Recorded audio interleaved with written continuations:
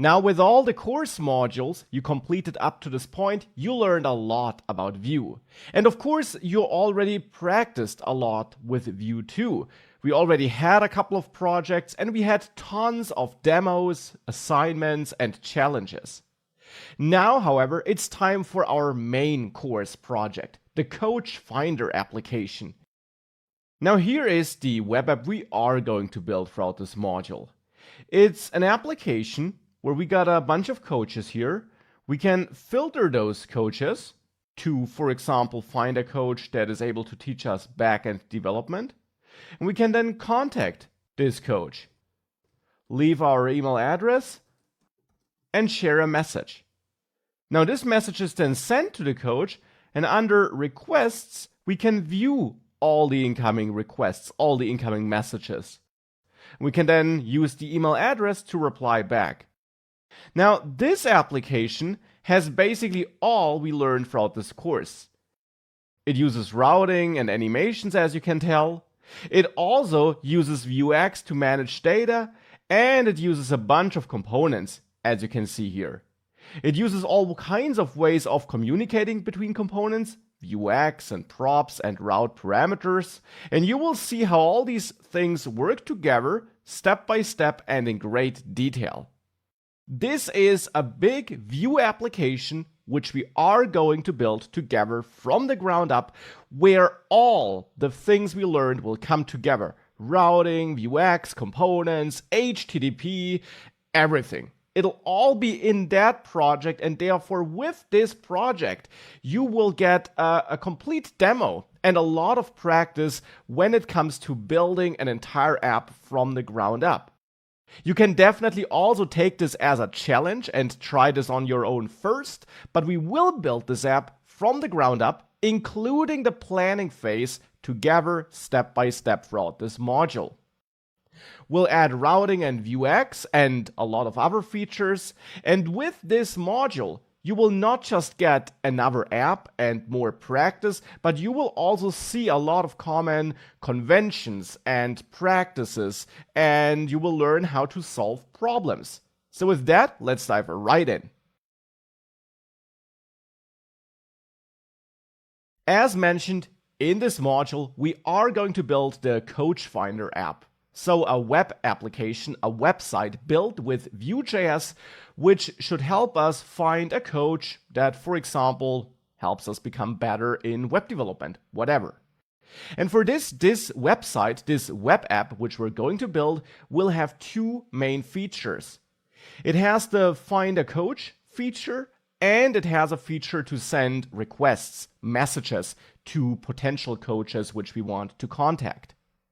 Now, for the Find a Coach part, we want to be able to list all available coaches, so all the coaches that signed up with our application.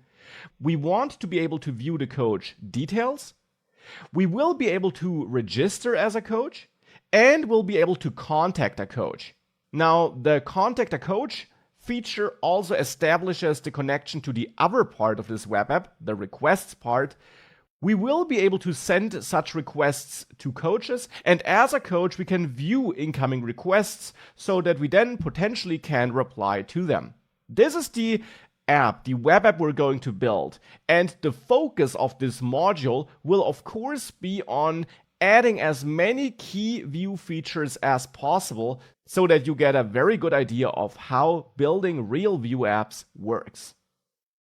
Now, for that, before we write any code, we of course want to plan the app. We want to have a clear plan on which code we need to write. Because even though we haven't done this thus far in the course, since it's a Vue course, this actually will be a major part of any app you're building. You need a plan, which then of course is allowed to change over time, but you need an initial plan before you start working. Otherwise, you don't know which code to write. Now, there is no single right blueprint to follow. There are tons of different ways of planning an application, and here's just one possible way of doing that. I like to start by defining the key features of the app I want to build. So in this case, find a coach and requests. And then the sub-features that belong to these areas, like listing all coaches, registering as a coach, sending messages, and so on. Now, once the features are defined, we can do two very important things.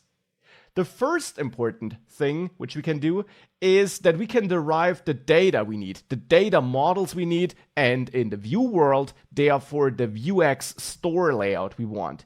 We can plan our application-wide state and our getters, and also the actions and mutations we will most likely need. Now, from experience, I can tell you, typically you will plan something, and then once you start building the app, your plans change, and you add more actions or different actions and different mutations than initially planned, because it turns out to work better. And that is okay.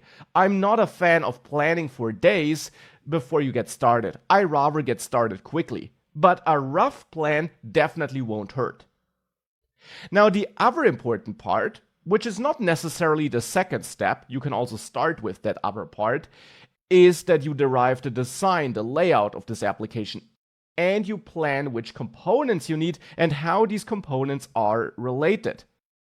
This also includes the part where you plan your routes, which you want to set up with vue-router. So which different pages do you want to have?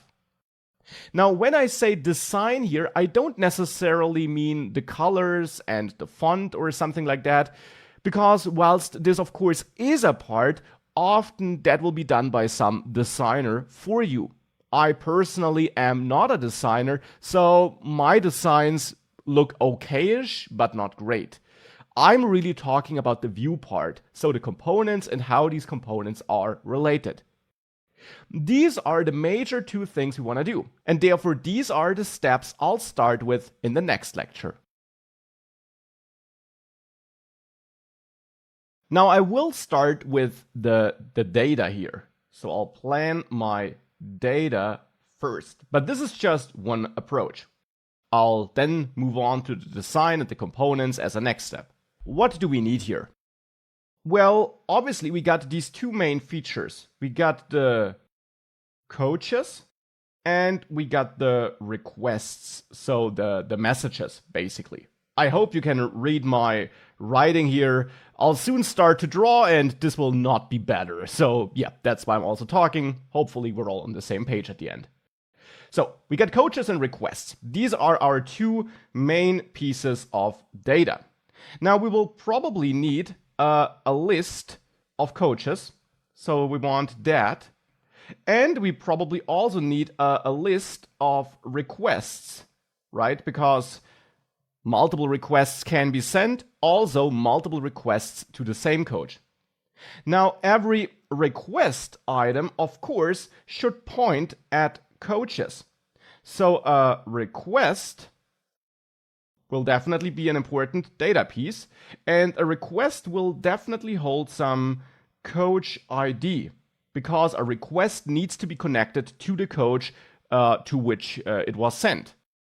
Now, in addition, a request will need a message, right? The text that's sent to the coach, and so that the coach is able to respond, let's say a request should contain an email address. So these are the three pieces of data I want to have in a request, and we'll have a list of such requests also as part of the application. Now back to the coaches.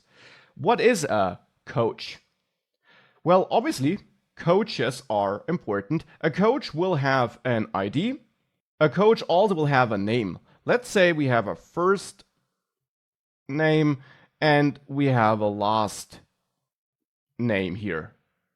Now we can have more data. I want to have a description where the coach simply is able to describe him or herself, and I want to have a rate, so the hourly rate we would charge for coaching. Now that looks like a good set of data for me, and with that we should have the core data entities, the core data models we'll need in this app: coaches and requests through the coach ID are connected to coaches. Now, that's just a rough data model. You can definitely do this in a more professional way. You can use what you maybe learned in university. This is just a general plan, and that's how I like to start my projects. I now have a general idea of the data I'll need, and this will help me lay out vuex later. For example, we'll probably have 2 vuex modules. We'll have a module for coaches, and we'll have a module for requests. Now, of course, data, or planning data and planning vuex, is not just about planning the data we want to store. It's also about planning our getters, our actions, our mutations. So, regarding the getters, it will be straightforward. We want a getter to fetch all coaches and a getter to fetch all requests. Now, what about the mutations, though? What about those? Well, for a coach, we definitely need a mutation to register as a coach, and we need a mutation to set coaches, which might not be obvious, but when the app starts, I want to load coaches from a database, from a web server, so from a backend, from Firebase in this case, and once the data is loaded, once the list of coaches is loaded from the database, I want to set it in my local vuex store. So these will be the 2 mutations I need for coaches. Now, for requests, I need a contact coach mutation, which basically sets or adds a new request. And I also need a set requests mutation here so that I can set my requests once I loaded them from a backend. Because just like coaches, requests will be sent to a database, will be stored in there, and I want to be able to load them from there and then set them through a mutation. So when it comes to actions, we basically have actions for loading coaches and loading requests, and we'll have actions for adding a new coach and for adding a new request. And this is about it regarding the data of this application. Now let's move on to the layout, the components, and also the routes we are going to work with. So let's now talk about the layout. And with layout, I really mean everything. I mean components, I mean routes, everything. And let's maybe start with routes, with the main pages we want to have in this application.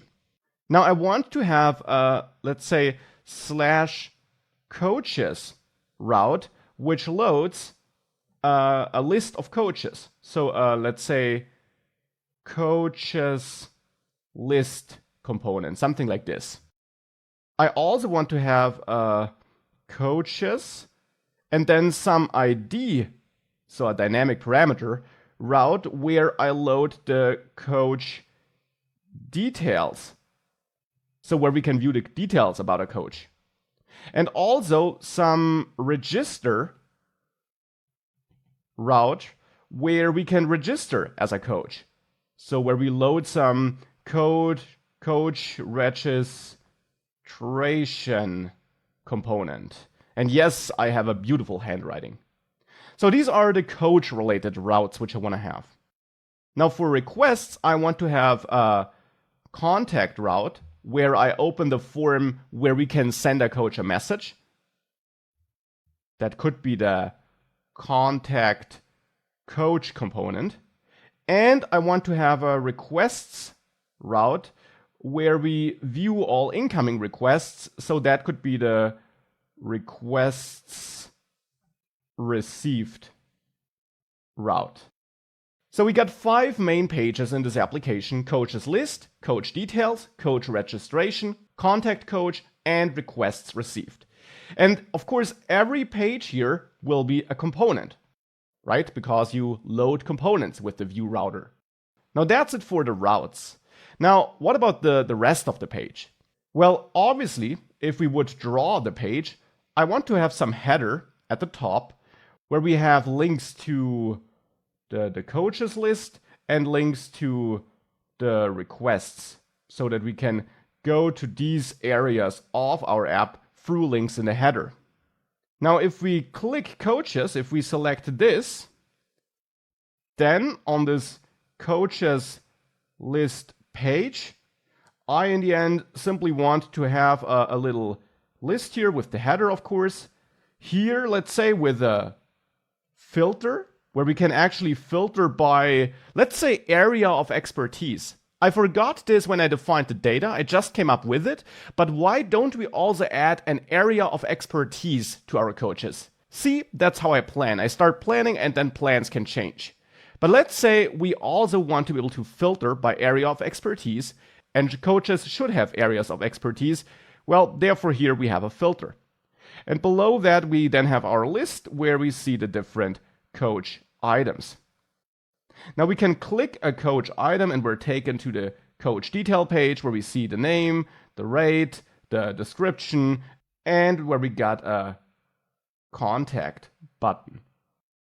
And if we click the contact button, we're taken to another page with a header and with a form where we can set our email and send a message to the coach. And this then leads to the requests, of course, once we send this. So the request is sent to the coach and can be viewed on the requests area of this app, so to say. And therefore, if requests is clicked, I want to load a different page where we also have that header, of course. But here I simply want to render a list of requests where we see the email and then the message sent. So email and message. And then we can use that email to reply. This is roughly how those pages should look like. And I hope it's clear what I mean here. Obviously, we're going to build this from the ground up together. So at least then it'll be clear. And in these pages, we're going to use a bunch of components. We could plan all those components right now, but I rather get started and then we build those components whilst we start building pages. For example, we will most likely use some separate component for the coach items here. We will most likely define a separate component for the forms we have here. So there will be a bunch of components included. The header will, for example, probably also be a separate component. There'll be a lot in there. This is the general plan I have. I hope the general idea of the application is clear now. And with that, let's create the project and start writing some code. So now that we got a plan, it's of course time to implement it and to write the code we need. And here I would like to get started by setting up the routes and the pages we need for this application. I then want to continue building all the core components we need for now. And then I want to slowly, step by step, add in the data and the functionality we need. So therefore, first of all, I'll install 2 extra packages in a new project, which you again, by the way, find attached. You find this basic project setup, which has just Vue and nothing else, attached to this lecture. But in this project setup, I'll now npm install with -- save. I'll npm install vue-router and vuex, these 2 packages, because we're going to use both throughout this module. Now this will download and install these 2 packages into this project. And once this is done, we can use both, but as I said, I'll start with routing. Now for this here, next to main.js, I'll add a router.js file because I want to store all my routes and my routing logic in there to keep main.js lean. And therefore, as so often, I'll first of all import create router from vue-router here in the router.js file. And then create the router by calling create router. And then we will export this router so that we can use it in other files, namely in the main.js file as well. Now you learned how to configure the router. You simply pass an object to create router, and here we then add our routes. Now you might remember that besides the routes, we also need to set this history property here. And there we import another function from vue-router, and that's the create web history function. And we call this function here, and the value provided by calling that function is then set as a value for this history property here. With that, we can add our routes array here for the routes property, and in there set up all the routes we want. And here we made a plan, right? We thought about a couple of routes which we will need. So I'm going to add those routes here. And this was a /coaches route, which should load our coaches component later. We don't have that component yet, so for the moment I'll set this to null, but later we will point at the coaches component here. Besides that, we also wanted a coaches/ID route where the dynamic coach ID is part of the path, and then we load the details page for different coaches. So that was another route we wanted here. We also wanted another path here to register as a coach, so to sign up as a coach. That is something we'll need. And we'll need a route where we can also contact a coach. And now that could be /contact, but I would say actually we want to contact a specific coach identified by ID. So maybe that's something where we can use a nested route even. So we could add children here to coaches/ID, and in there register a nested route where we have contact after coaches/ID.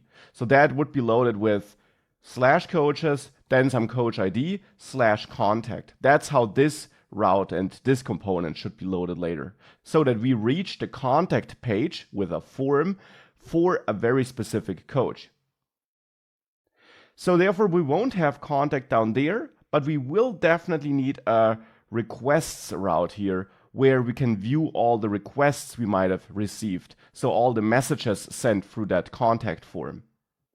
And that's almost it. There's just one more route which I'll add here, and that is a catch-all route, a not found route for when the user adds or enters something invalid as a path, then I want to show a not found page.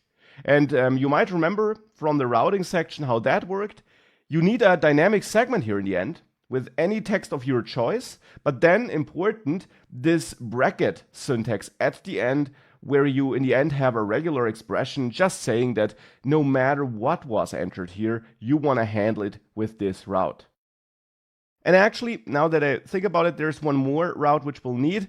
Since we have no / route here, we just have /coaches, /register. We're not doing anything if the user reaches just /nothing, which will be the case though if just our domain is entered. And therefore, if just our domain /nothing is entered, I want to redirect to /coaches here. So that's the route setup I want to work with for this module, for this project. Now we need to build those pages, those components that should be loaded for the different routes. Now, as for everything else in this module, definitely also try such things on your own.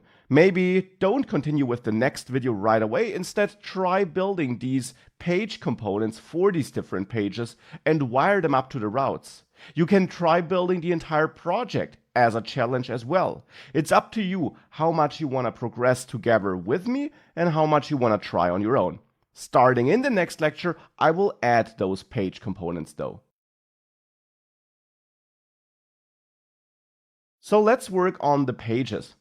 Here in the source folder, I'll add a new pages folder, which will hold the components that are loaded as pages through routing. It's not a must-do to use a pages folder for that, but I like to set those components apart from the other components which are not loaded as pages. That's just personal preference though. And in there, I'll actually add two subfolders, a coaches subfolder and a requests subfolder, because these are the two main features we have in this app, and we'll have different pages for these different features. And in the pages folder itself, I'll also add a file, the notfound.vue component, which will be our not found page. In the coaches subfolder, we can then add all the coach pages, and that would be the page for all the coaches, for a specific coach, and for registering as a coach.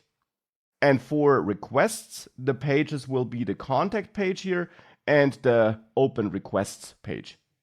So let's start with the coaches pages. Here I want to have a coaches list.vue component, a coach detail.vue component, and a coach registration.vue component. In requests, that would be contact coach.vue and requests received.vue. Now, obviously, how you name these files, how you name these components is 100% up to you. You don't have to use the same naming I do here. It's just my personal preference, not something you have to use. Now, all these components are created. Obviously, though, they're all empty. Nonetheless, we can wire them up to the router file already and then fill them with live step by step.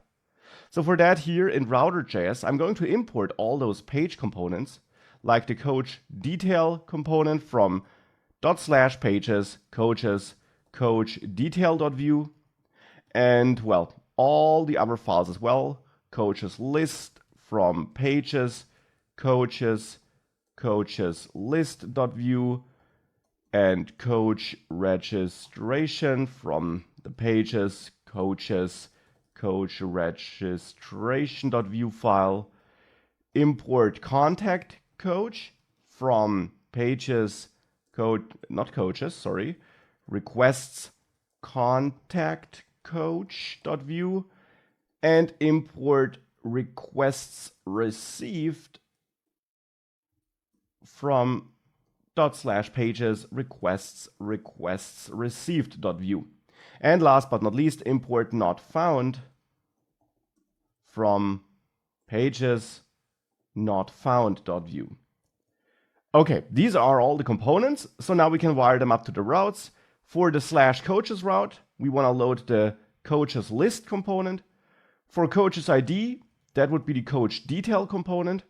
For contacting a coach, that would be the contact coach component.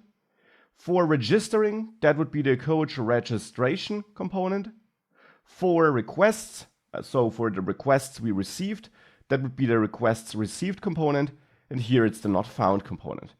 So now with that, we registered all components. Now we can fill them with live. Before we do that though, we need one other important component. The app component, the main component that holds all the other components in the end. So therefore, next to main.js, I'll add an app.vue file. And this will be, of course, the main entry point of our application, so to say. Here, I want to render my router view. So in the template here, I want to output router view so that we tell the view router where to render these different components we registered. And it's the app file I want to import here in main.js. So import app from app.vue to load the app here as our main app. In addition, we of course also need to make this app aware of the router.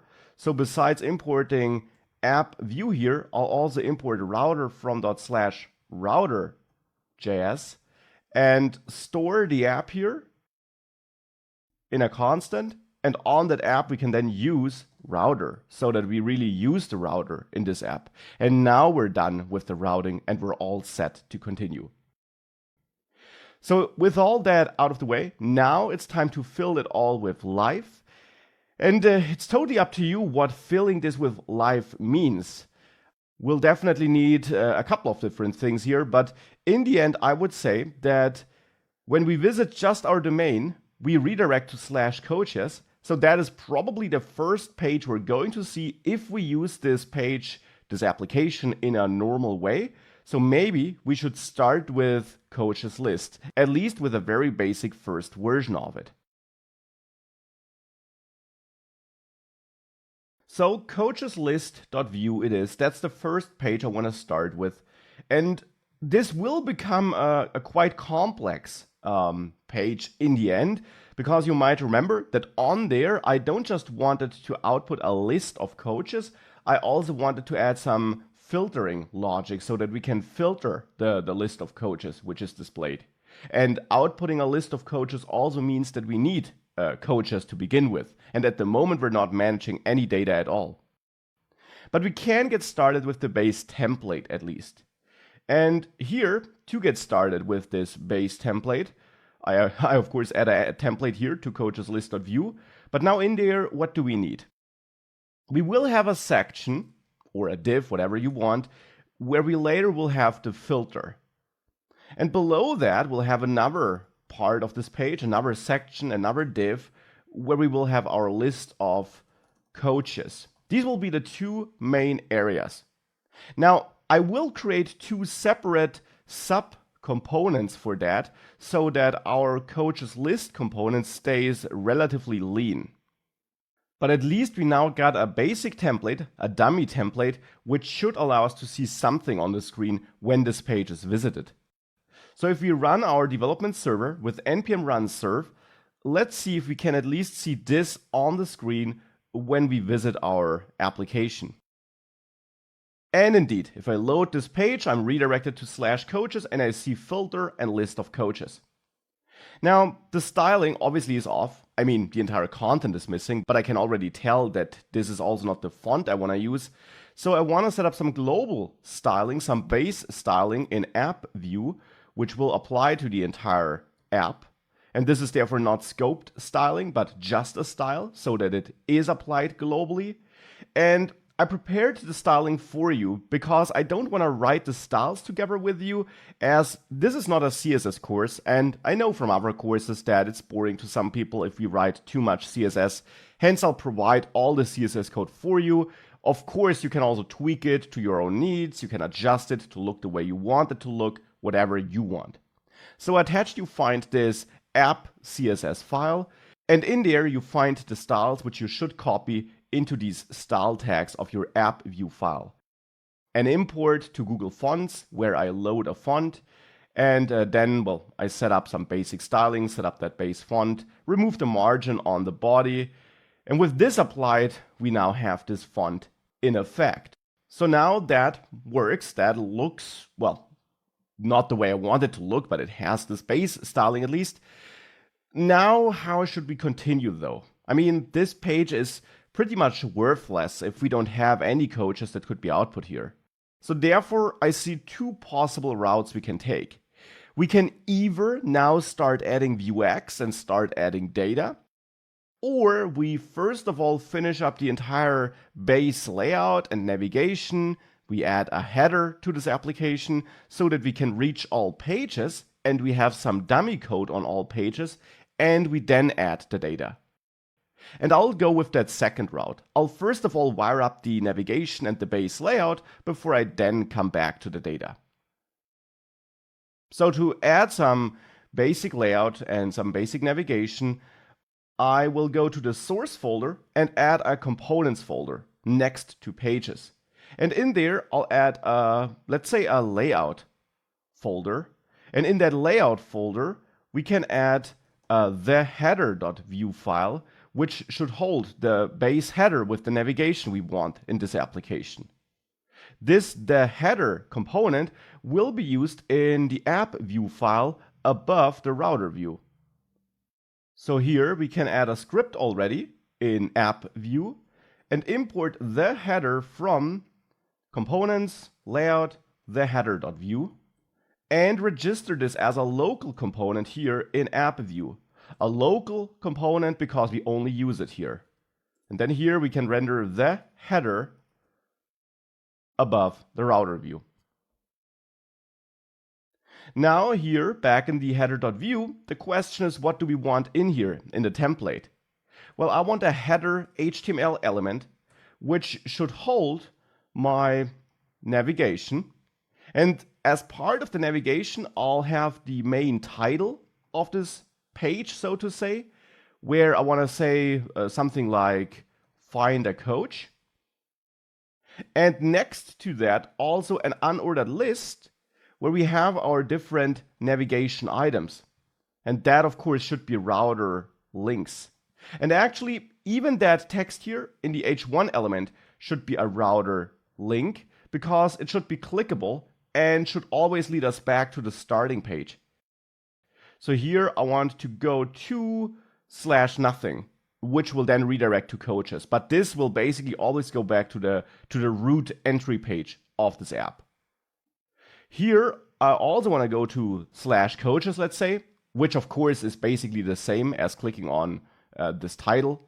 But here I want to say all coaches. So this will be one of the navigation items we have. And the other item we'll go to /requests to show us the requests we received. So the messages that were sent by users to us if we are registered as a coach. If we are not, we won't see any requests here. So this is the basic setup here for the header, let's say. I don't need any script here at the moment because there's nothing dynamic in here, nothing that would need a Vue script code. But of course, I want to have some styling here, and I want to have some scoped CSS code in here. And again, you find that attached. You find the header CSS file attached, which contains a bunch of styles I prepared for you, which you can just copy between those style tags so that we all use the same styling. I'm basically just giving the header a certain width and a certain color, and then it's all just about styling the links and the active links. That's important. The active router link, by using that router link active class, which you learned would be applied to the link that's responsible for the current page. And then I also have some other styles for laying things out correctly. With that, we got a header. And if we now reload, this is what we should see. You see all coaches is active. And we could also go to requests, where we don't see anything on the screen, but switching the page works. So that's the header of this application now. And with that, we made a good step forward, because now we got a first basic way of navigating around. Now let's also work on the other pages and add some meat to them. So let's add some dummy content to the other pages, and I'll continue with requests received, because we can easily reach that page by clicking on requests in the header. And well, we got no requests yet, so for the moment I'll just output requests here, just so that we see that loading this works. So therefore we now see requests here. Now the other pages are a bit hard to reach at the moment. We got no links to get to the contact page or to get to the registration page. But we can at least add some of those links already, I guess. For example, in the coaches list, yes, we don't have any coaches yet, but outputting the list of coaches will actually just be a part of this component here. Let's say we will have an unordered list down here later, but above that unordered list, I want to have a div, so a different container here in the end, which I'll give a CSS class of controls, which should have two buttons, let's say. One button that allows us to refresh the list of coaches. Later, we'll have coaches stored on a database in the web, and this button should then fetch the latest snapshot of that data. But besides that refresh button, which we need, we'll also have a button here which should allow us to register as a coach. And therefore, actually, this should not be a button, but a router link. So here I want to have a router link, register as coach, which goes to /register, because that was our registration route here. So this is a link I want here on the coaches page, this one. And therefore, we can now also add some dummy code here to the coach registration. For now, I'll just say register here, but soon we'll add a form on this page, which allows us to fill in all the details we need to provide to register as a coach. So now if I click this, we should see register at least. Now we also have this contact page, which we later can reach by clicking on the contact button of a specific coach. At the moment, we have no specific coach, which is also a problem for the coach detail page, which we can't reach for that reason. But of course, we can manually reach it by filling in coaches / and then some fictional coach ID here. And if we do that, we would theoretically reach the coach details page. So we can therefore add a dummy template to coach detail as well. Details for coach. And if we save that, we should see this on the screen if we reach this path here in the URL. And with that, of course, we can then also add a router link here in that or on that coach detail page. where we say contact, where I want to go to /coaches, then the ID, which later will be dynamic, but for now I'll hard code it, /contact. Because you might remember that the contact page was this nested child route here, which we reach with coaches, some ID /contact. And therefore, that's just what I'm using here. And if I save that, we now have that link on the coach detail page. And if we click that, we reach contact here. But what we also notice is that we reach it, but nothing changes on the page. Well, keep in mind that this is a child route. Contact is a child route of that detail route here. And the consequence of that is that it will not be loaded to replace the route that was on the screen previously, but that instead it needs a new router view. It needs a separate router view, which has to be inside of the parent component of the child route. So in this case, in the coach detail component, we need to add a router view there. So here we can add a router view, and that's where then the child routes of coach detail will be loaded. In this case, the only child route we have, which is this contact route. So with that, if we now also add some dummy content to contact coach, contact coach, or anything like that, you see that this now shows up here if we are on /contact. If we are on just /C1, it's not there. If we click contact, it is there. And with that, we can reach all the routes and we can see some dummy content on those pages. But of course, we're not just there for dummy content only.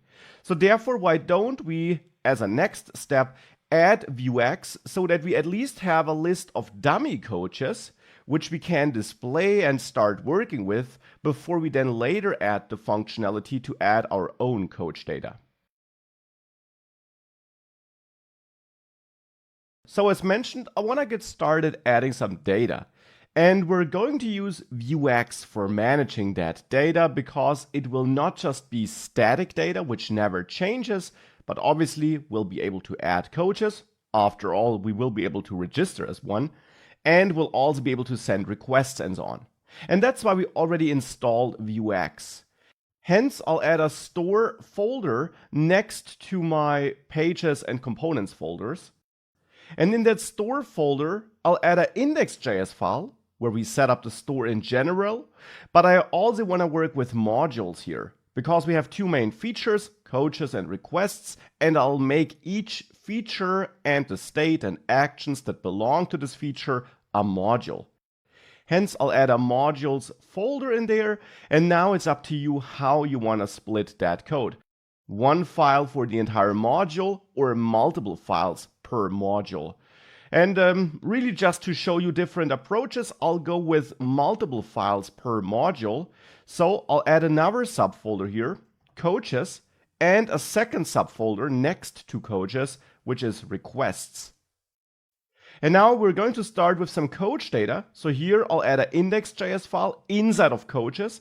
This is the file where we will merge all the coach-related mutations, actions, getters, and so on together.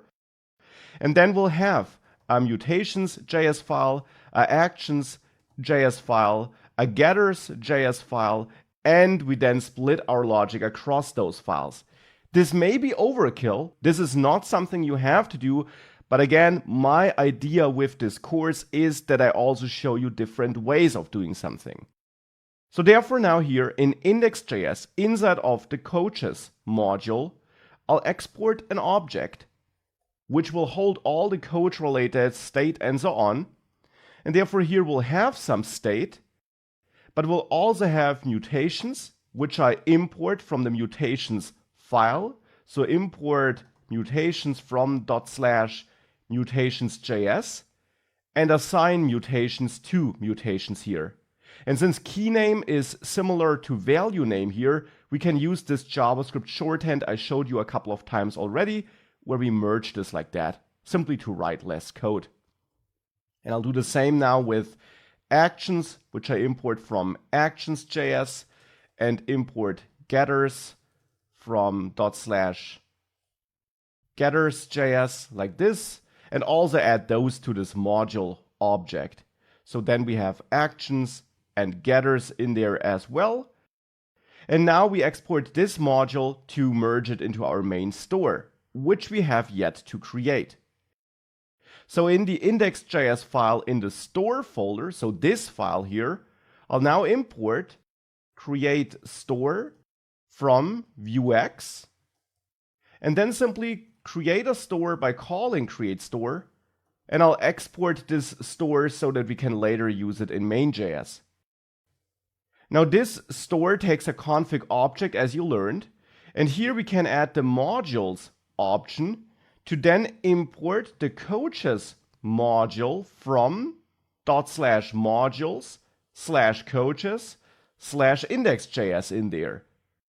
Because it's this nested index.js file where we set up this entire module and combine the mutations, actions, getters, and state of that module. Hence, it's that file where we combine it all, which we import. And then modules takes an object, and I'll give this a key, coaches, and point at my coaches module here. And that key will be important because I want to use namespacing. So in the index.js file in the coaches folder, here I'll add namespaced true to use this namespacing feature I taught you in the vuex section. Now all those files we're importing from, mutations, actions, getters, they're all empty. So here we should also export objects. They can be empty right now because we don't have any mutations or actions or getters yet, but you should export at least an empty object in every file so that the imports here work and we at least have empty objects in our module here. Okay, so that is the first step. Now in the state here in index.js in the coaches module, I want to return my state object, and in here the state should be that we of course have a list of coaches. And we're going to start with some dummy data here. Now you find that dummy data attached in the coaches.js file, which you can open with a text editor. And in there you'll just find an array full of coaches, which will be my value for this coaches key in our coaches state. And here I prepared 2 dummy coaches for you with some dummy IDs and data so that we have something on the screen right from the start. Now that we have a state, I of course also want a getter to get that state, because as I mentioned in the vuex module, whilst you can directly access the state from inside your components, it is recommended that you always use getters instead, and we are using getters here. So in the getters.js file for the coaches, I want to add a getter, and that will be the coaches getter, let's say, where we receive the state, we always do in getters, and where we then return state coaches. So nothing too fancy, no transformation or anything like that, but at least a getter in place now. I will also add a second getter already though, and that's the has coaches getter. Because later in this coaches list component, I only want to render this list if we have coaches. If we have no coaches at all, which will be the case once we switch to real data away from the dummy data, and we haven't added any coaches yet. If we don't have any coaches at all, I don't want to show that list because it would be an empty list anyways. So then instead I want to show a message like no coaches found. So therefore I'll add a helper getter where I simply check whether we have coaches or not, and where I then return true or false. So I want to return the result of checking if state coaches is truthy and state coaches length is greater than 0. This returns true if we have coaches, at least one coach, and it returns false otherwise. And now with the getters in place, the state in place, we can go back to main.js and import our store here to make sure we use it in this app. So import from the store folder index.js file, and then app use our store. Now that vuex store is part of this Vue app. And with this, I'm getting an error. State is not defined. I assume in my getters here, yes, in has coaches, I'm using state. Of course, I should also accept this argument therefore. But now with this, we're all set regarding that. And we can now go to coaches list and pull in our dummy data, our coaches. So for that, we should add a script here and reach out to our coaches getter. And we do this with a computed property. So we add the computed option here. And there I will now add a computed property, which I name filtered coaches. We are not filtering right now, but we soon will be once we also added this filter functionality. So I will already name the computed property as such. But for the moment here, I just want to return this store, $store, getters, and then get the coaches from this coaches getter. Now, how do we get access to that coaches getter? It's not getters.coaches because, keep in mind, this module is namespaced. So therefore, we have to reach this getter that belongs to this module through its namespace. And the namespace name is defined in index.js here, this key, which we set up here for this module. So we get access to our coaches here through getters and then square brackets, coaches/coaches. The first coaches here is the namespace name. The second coaches after the slash is the getter name. This now gives us our coaches here under filtered coaches, and now we can utilize them to output a real list of coaches. So here we can now render list items, and with v4 we can go through the coaches in filtered coaches, bind the key to coach.id because every coach stored in our store here has an ID. And then of course output whatever we want to output. For the second, just to see whether this works, I'll just interpolate coach.firstname here. We will of course output this in a different way very soon. If we now go to all coaches and reload, we should see two coach names here. And that proves that vuex is wired up correctly and that we're able to access our coach data. And that, of course, is a great first step. Now we can also use that other getter we set up, has coaches, to make sure we only render this list if we have coaches. So here on this unordered list, I'll add a v-if check and check if we have coaches. And I'll add a h3 tag below that, let's say, with velse on it, which is the fallback where I say no coaches found, in case we, well, guess what, have no coaches. Now adding this here, however, now implies that we need to have a has coaches data property or computed property in this component, which we don't have yet.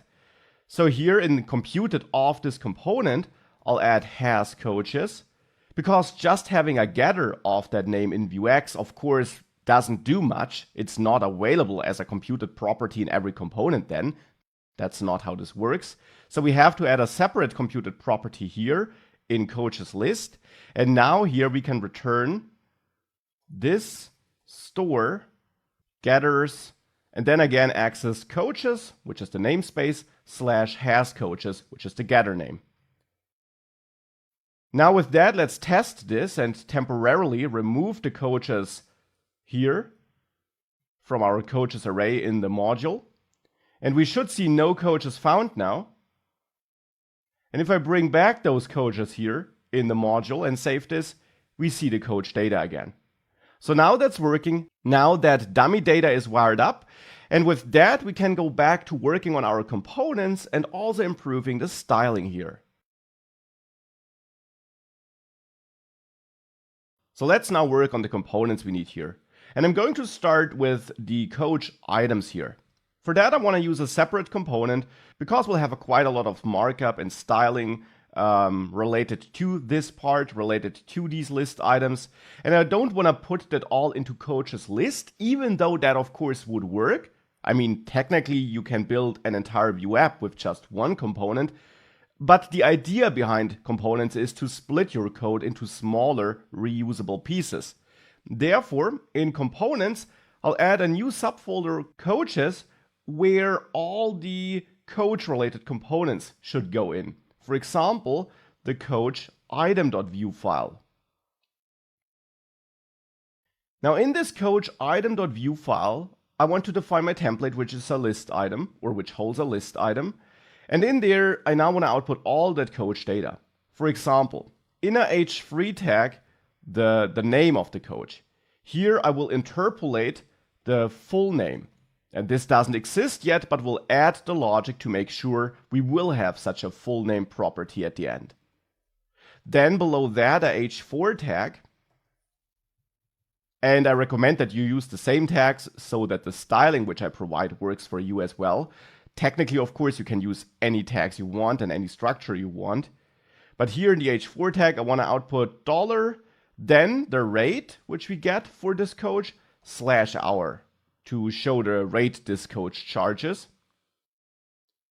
Then I will actually add a div here where I want to output the areas of expertise of that coach, because the dummy data I gave you already has this areas property, which holds an array with some clearly defined keys, front-end, back-end, and career, which are the areas of expertise I want to support in this app, where a coach can be an expert. I'm an expert in all these areas, of course. Julie, for example, is an expert in career and front-end. And I want to output that here in coach item in that div. Here I want to go through these areas and render a badge for every area, so to show which areas of expertise this coach has. For the moment, I'll simply add a span here and add v4 on that to go through the area in areas, so to go through all the areas of expertise of a coach, add the key, which is the area itself, because it's unique anyways. A coach can't be an expert in the same area twice. And I then simply want to, for the moment, output my area like this. This will also become a separate component in the future, but for the moment, I'll leave it like this. And then below that, I'll have a div with a class of actions, where I want to render two buttons in the end, or two links, we could say. One to contact the coach, and to therefore go to this contact route, and one to view the details of a coach and go to this detail route. So therefore here I'll add a router link like this. And on the first router link, we're going to go to /coaches/ and then the coach ID. So that should be dynamic. For the moment, I'll hard code it though. /contact and say contact here. And the second link will then show us the details. So I will say view details here. And there I want to go to just /coaches/that coach ID. Again, I'll soon make this dynamic because of course the ID shouldn't be hard coded here. That's the general markup. Now for the styling, we're going to use some scoped CSS style and attached you find the coach item CSS file which contains those prepared styles, which you can simply paste between your style tags. And with that added, we can add a script here and now make sure that this coach item works. The plan is to use this coach item in the coach list, so we will receive all the data we need through props in the end, because we're going to render the coach item here. Here we have all the coach data, so we can then pass the coach data, which we need in coach item, through props. And we would do it like this because the data for a specific coach, especially in such a list, is of course not managed with vuex. This is not application-wide state or anything like that. It's really just internal local state in this loop here, in this v4 loop. And therefore that is a clear case for props. Hence here we'll get some props. And I want the ID of the coach. We need that to construct this link. I want the first name and the last name. I want to have the rate and the areas of expertise. And then we can add a couple of computed properties here to make our life easier. For example, for the full name, which of course is a combination of first and last name. For that, I'll add a full name computed property here and return this dot first name plus a blank plus this dot last name. But also maybe for those links, which shouldn't be hard-coded. Here we could add a coach contact link computed property where we return /coaches/ and then the ID, so this ID refers to this ID prop which we're getting, plus /contact. This will then construct a path like /coaches/c1/contact, for example. And another computed property, the coach details link, where I want to return /coaches/ then again the ID, but then /nothing, because here we just want to go to something like this. Now we can also replace /coaches here if we want to. It's not necessary, but to make this component a bit more flexible, in case we should ever change this /coaches path to a different one, we can use this route path plus / to use whatever the current path is as a starting point to then build a longer path. This is totally optional, but it ensures that if we ever change our path from /coaches to something else in our route config, we don't have to adjust everything in this specific component. So that's why I'm doing this here. And now it's the coach contact link, which I want to bind to 2 here. So I want to bind 2 with a colon to coach contact link and bind 2 here with a colon to coach details link. And with that, we should have a reusable coach item component. Now back in the coaches list component here, I will replace this list item with my coach item component, which we just created. But of course, for that, we first of all need to register this component so that Vue knows it. And of course, it will be a local component in coaches list because we only use it there. So I will import coach item from going up 1 level, going up another level because we're in the coaches folder in the pages folder, and then diving into the components folder, going to coaches, going to coach item.vue. And here in this Vue components config object here, we add components and add our coach item component here. And with that, we can use it like this in the template. And here, of course, we now want to loop with v4, so coach in filtered coaches, bind the key to coach ID, but now also pass all the other props which we need here. So for example, the ID, bind it to coach.id again. Then pass in the first name, so first dash name, and bind that to coach.first name. Reformat that to make it a bit easier to read. Bind the last name. By the way, I'm using this kebab case here as I explained it earlier in the course. And bind this to coach.last name. And then bind the rate to coach.rate, hourly rate. Because on our coach data, if we have a look at that in the state, it's the hourly rate property which holds the rate. So hourly rate is what we have to access here in coaches list, and bind the areas to coach.areas. And if we do that and save it, we should see these coaches. This is clearly not super beautiful, but it is a start. Now to make this a bit nicer, in coaches list, I'll also add some scoped styling. And attached you find a coaches list.css file where you find 2 styles which you should copy into that style tag. With that, at least the bullet points are gone. But it's taking up the entire width here, and it's going from edge to edge, even if I zoom out a bit.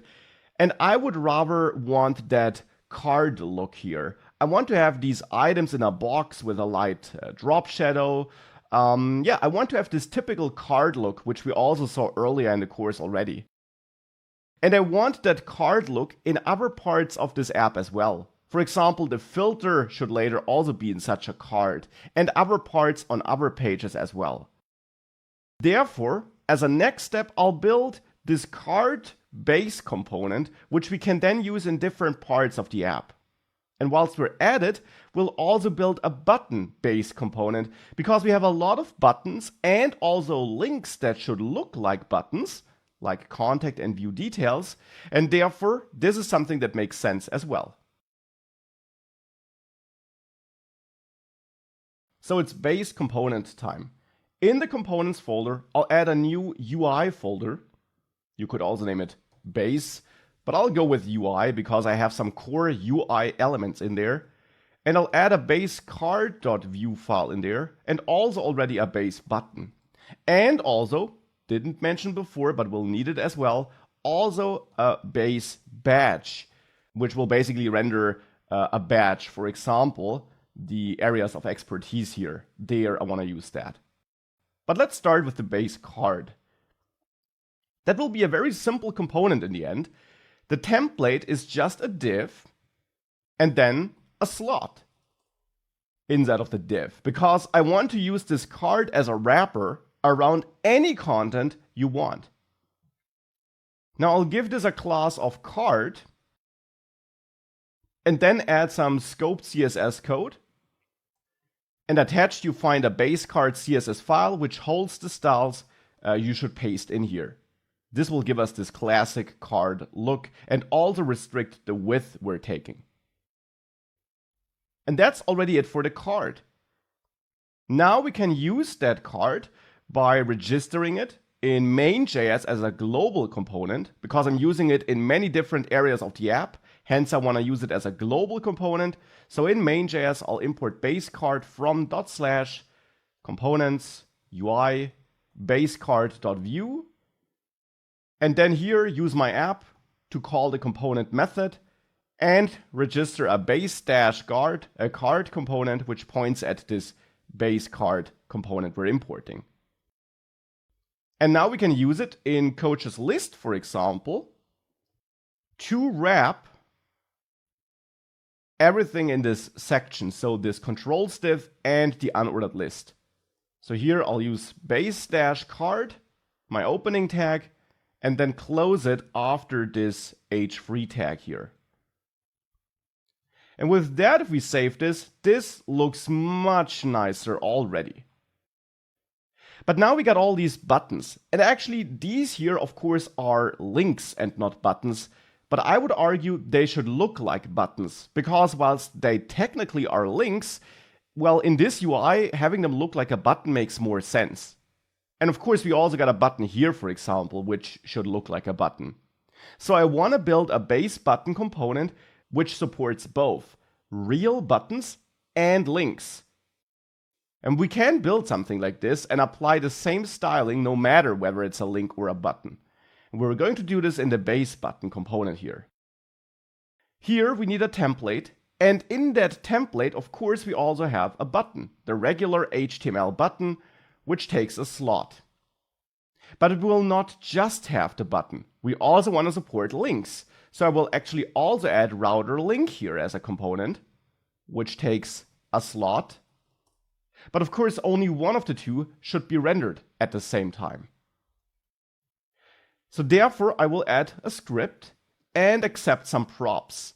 And here I'll actually use the object form of defining the props, simply to also practice this again.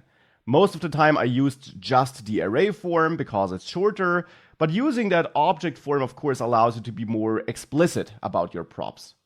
So which props do I need here? I want to have a link prop. The link prop should signal to us whether we want to render a button, or if link is true, if we want to render a link. So therefore here, I will set the type here to Boolean because I expect to get a Boolean here. Set it to not required. It's optional. You don't have to specify it. and set the default value to false. So by default, we don't render a link, but a button. And we can use the link prop now here to use or to render the button if not link, hence the exclamation mark, and render the link, the router link, in the else case if link should be true. This allows us to switch from outside the component between a button and a router link. I also want a to prop here, which I need if a link is set. This will get a string value, and here I want to set this to not required, but set the default value to /nothing. The to prop is a useful prop if we do render a router link, because in that case, of course, I want to bind to on the router link to my own to prop, which I just defined, so that we know where this link should go to. And then there's one last prop which I want to support, and that's the mode prop. This is a prop that allows us to control the styling, the look of this button from outside. Here I simply want to get a string, and this is also not required. The default then is just an empty string, or null, let's say. And I will use mode as a class on the button. That, of course, would theoretically allow us to pass anything as a class that will be added, but I will only support a couple of specific classes in the CSS code, which we're soon going to add. So now we add class mode on both the button and the router link. And now it's time for styling. So let's add some scoped CSS styling down there, and attached you find a button CSS file with all the button styles in there. And here I set up a base styling, and I'm always targeting button and anchor tag because the router link will render an anchor tag in the end. And then here the hover and active styles, and also the flat and outline styles. And these are the two modes which I support, because here I'm selecting the flat class and the outline class. So these styles will kick in if a flat or outline class is added to the button or link. And that's exactly what we do with mode. If mode is set to flat, the flat class will be added, and therefore these flat styles will kick in. And that's my base button. This base button can now also be defined in main.js. So we import base button from /components UI base button.view, and then also call app component base button here, like that. And now we can use the base button in various places of this app. In coaches list, for example, I have these two links here, or one button and one link. Both should be a base button. So here I'll use base button for my refresh button. Currently it's not doing anything, but that will change soon. And here we can replace router link with base button. The to prop still exists because we added that to our router link in the base button. But here, since this should be a link, I now also set the link prop, and just adding it like this automatically sets it to true already. And therefore this should now look like a link, or should render a link. On the other hand, for this refresh button, I want to use mode and set this to outline to make sure that here I'm using a different look. And in coach item, we also got buttons, or links in this case, and these should look like buttons though. So these two router links, here I'll also use base button and replace router link with base button. And then add the link prop on both. And on the first base button, I'll set the mode to outline as well to use that look here. If we save this, this looks a lot nicer, I would say. Now we got these buttons, which still act as links, but which look like buttons. And with that, we made a huge step forward. Now I want to render these areas of expertise in a nicer way, and for that I prepared this base badge component. Here, we're going to add a template and render a span, let's say, where in the span we simply output a title. or a text property, whatever you want. On the span, I'll add a class of badge, but then in addition bind class dynamically to type. Now that of course means that here we should also accept some props, and I'll be lazy again here. I expect to get a type prop here, and let's say a title prop. We have text here, but that will be a computed property soon. And now we can add computed here, because actually my text computed property here, that should actually be the title prop to uppercase. It's just a transformation I want here. Of course, it's nothing you have to add, but I want to make sure that the title we receive as a prop is turned to all uppercase and then output like this here. And now we can add some styling here, some scoped CSS styling. And as so often, you find those styles attached in the badge CSS file. And I got a basic badge style here, where I just give this some base color, some padding, display inline block. And then I got 3 specific class styles here for frontend, backend, and career, where essentially the background color is changing. And these classes will be added by adding the type prop, because here we bind the class to type. So if we set the type to frontend on the badge, when we later use it, the frontend CSS class will be added, and therefore these styles will be rendered. And now we just need to register this as a global component again. So here in main.js, I'll import base badge from /components UI base badge.view. And then add component base badge like this. And with that added in coach item, we can use this base badge component now. So there, instead of rendering a span like this, I want to loop through my base badge. So replace span with that. And we no longer pass something between the tags because this component has no slot. Instead, we should set a type here and bind this dynamically to area, because the areas I have in my data are frontend, backend, and career, and these are exactly the CSS classes supported here. Therefore, by the way, we could argue whether that really is a base component. It's very specific to the coaches areas, of course, but we do have some base styling as well. That's why I keep it as a base component, but that's just a side note. But now back to coach item. Besides setting the type, we should also bind the title, and that's also bound to area. So it's the same value bound to different props here. We could theoretically use one prop, but since these props are used differently inside of the component, I want to make it clear where we use these props by picking different prop names. So with that, if we now save this, we got these nice badges, and therefore this already looks much, much nicer, I would say. Why don't we make sure that as a next step, we can also go to the details page and view the concrete details for a selected coach? So onward to the coach detail page. It's time to replace the dummy content we got here with some real content. For that, I'm going to get rid of all the content in here and write this from scratch again. In this component, I want to have a section where I, first of all, let's say using that base card, output the name and the rate of the coach.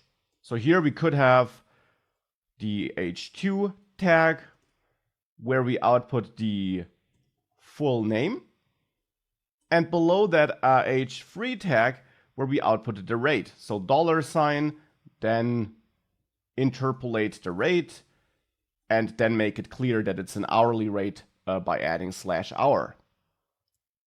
The next section of data which I want to have on this page here is, let's say, the contact button.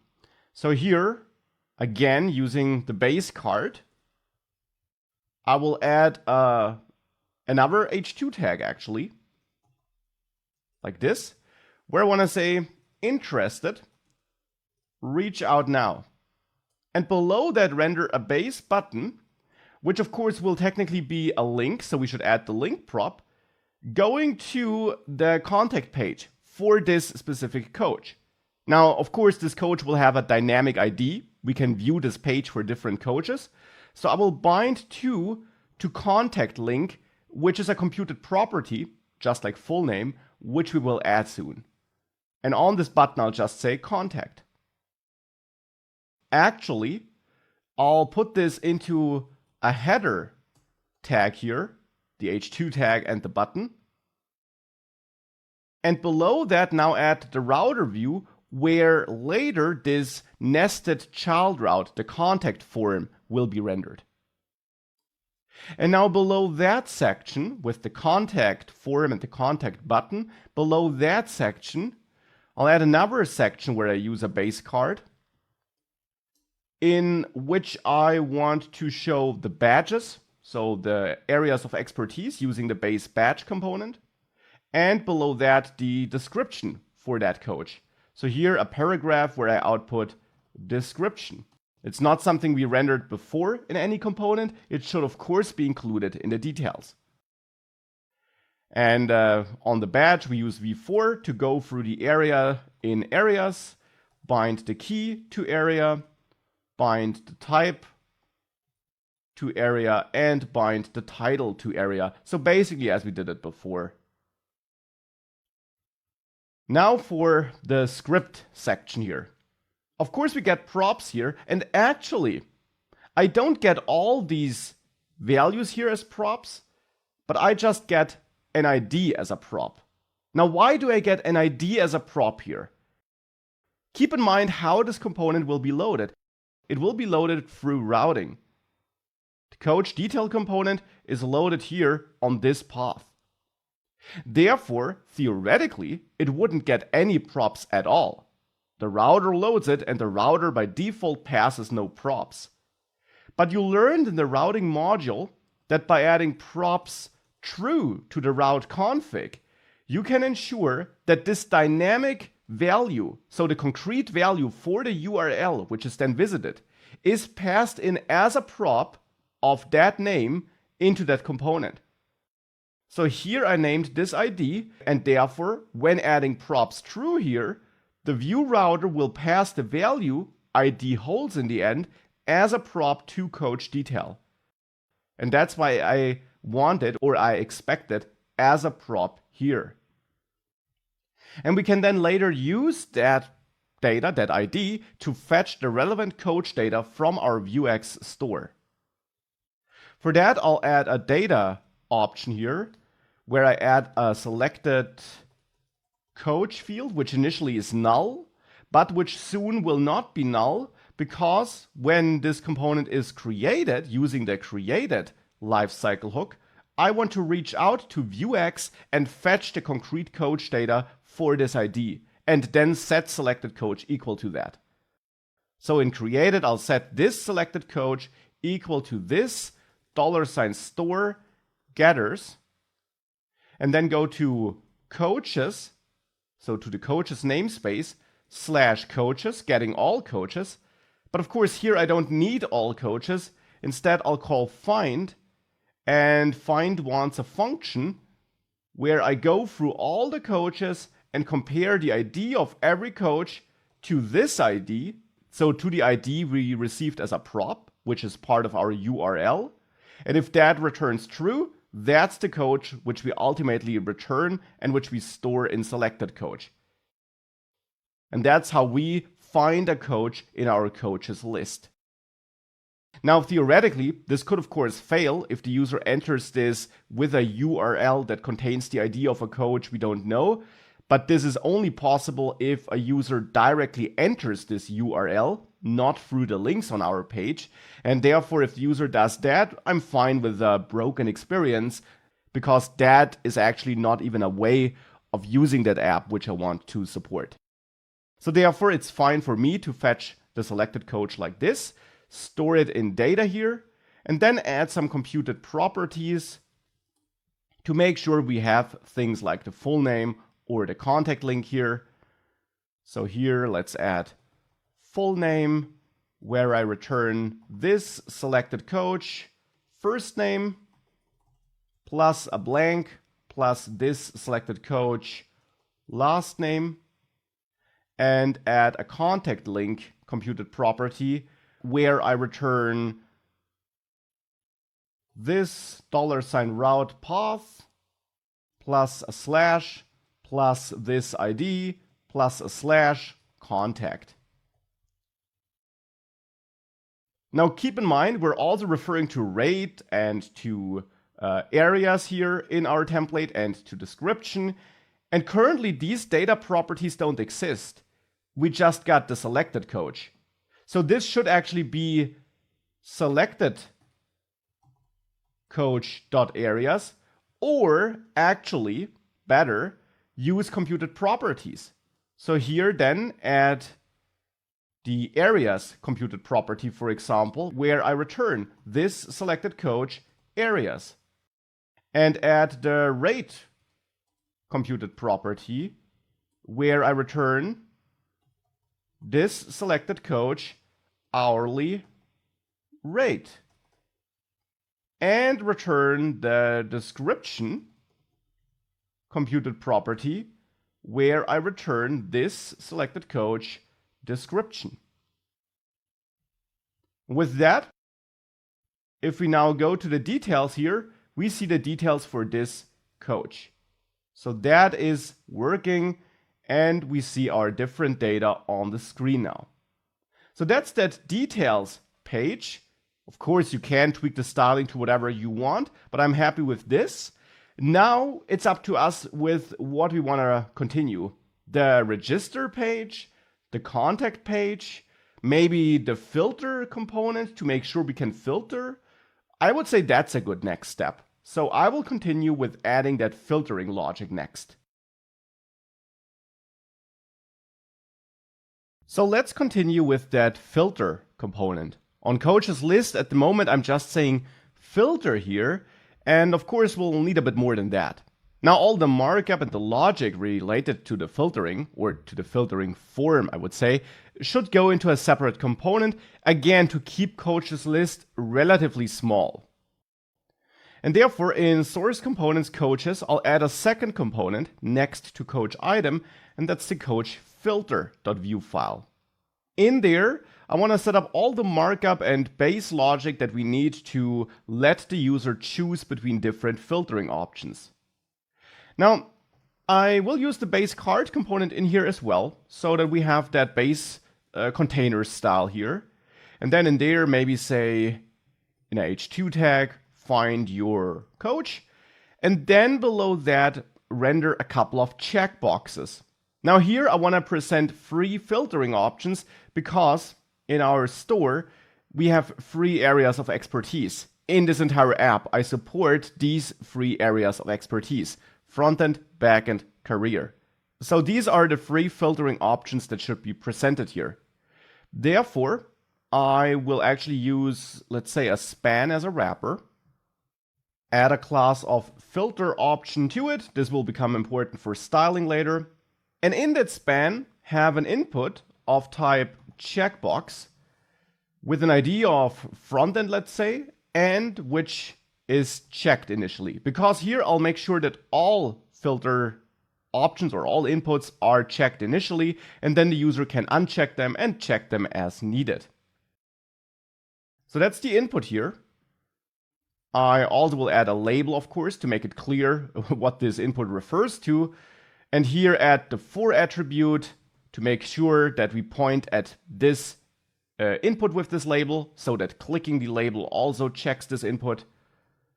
And then add a text of frontend.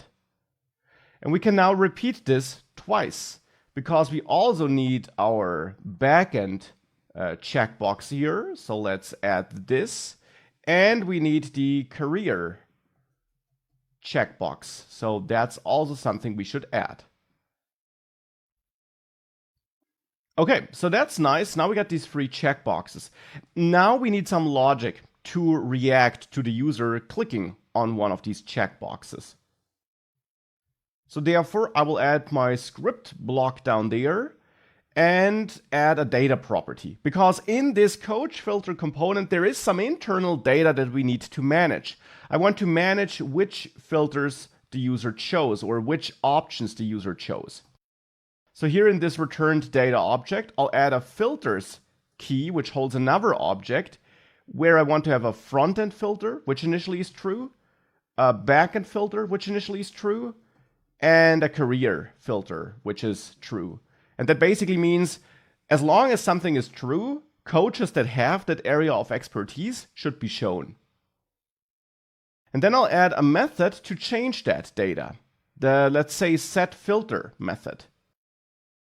This method should be bound to these inputs, that when they are clicked or changed, to be precise, setFilter runs.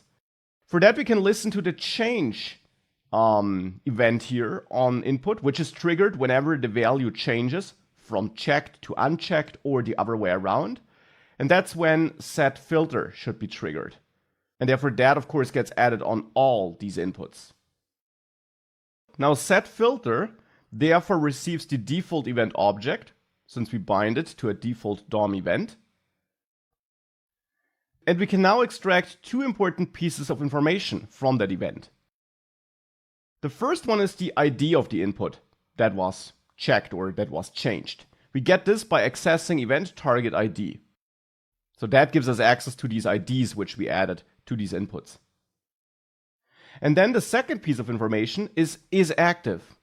Is that currently checked? For that we can access event target checked to find out whether that input for which this event was triggered is now checked or not. And then I can derive my updated filters object here, where I copy the existing filters, so this existing filters data option here. With the spread operator, I copy it into this new object. So I copy all these properties into this new object, but then we overwrite one of these three properties. We do this by dynamically setting the property name which we want to overwrite and set it to our input ID, so to this constant. This holds front-end, back-end, or career, and these are the input IDs we have here. So with that, we access one of these keys and set a new value for this dynamically set property. And the value is active, which is true or false. And then we can set this filters, so our data option, to the updated filters. With that, we should be able to manage the filters internally here, but of course that's not all. I also want to let the component that uses the coach filter component know about my filters. That's why I want to emit, $emit, a custom event here to communicate back to the parent component. And that's the change filter event, let's say, where I pass my updated filters. So where I provide the information about the updated filters to the component that's listening. And now it's of course a good practice to also add the emits option here and therefore make it clear that this component emits a change filter event. Now we can add some styling, so let's add some scoped styling. And as always, attached you find the coach filter CSS file with all those styles here, which you can copy between your style tags. With that, we can now use coach filter in the coaches list component. So let's go to coaches list, and there, first of all, import coach filter from going up, components, coaches, coach filter.view, and add it here to the components option. And then add it here instead of filter. Here, I want to add coach-filter like that. No, not like this, but like that. Of course, here I now want to listen to that change filter event, which is emitted eventually, and call a setFilters method, which we now have to add here. So going down in this component, I'll add a methods key, and in there add a setFilters method where I get my updated filters as an argument. Because that is the kind of data we're emitting in the coach filter component, right? We pass the updated filters as an argument here when we emit the event, and therefore, in the place where we listen to the event, we receive this as a parameter. And here I now want to manage a new piece of data, or any data at all. So let's add the data option in coaches list. And here in that object, I want to have an active filters data property, which also has frontend true, backend true, and career true. But this should now be overwritten whenever new filters are emitted. So here in set filters, I'll set this active filters equal to the updated filters. And now with all of that, we can go back to the filtered coaches computed property and now not always return all coaches, but coaches that match our filters.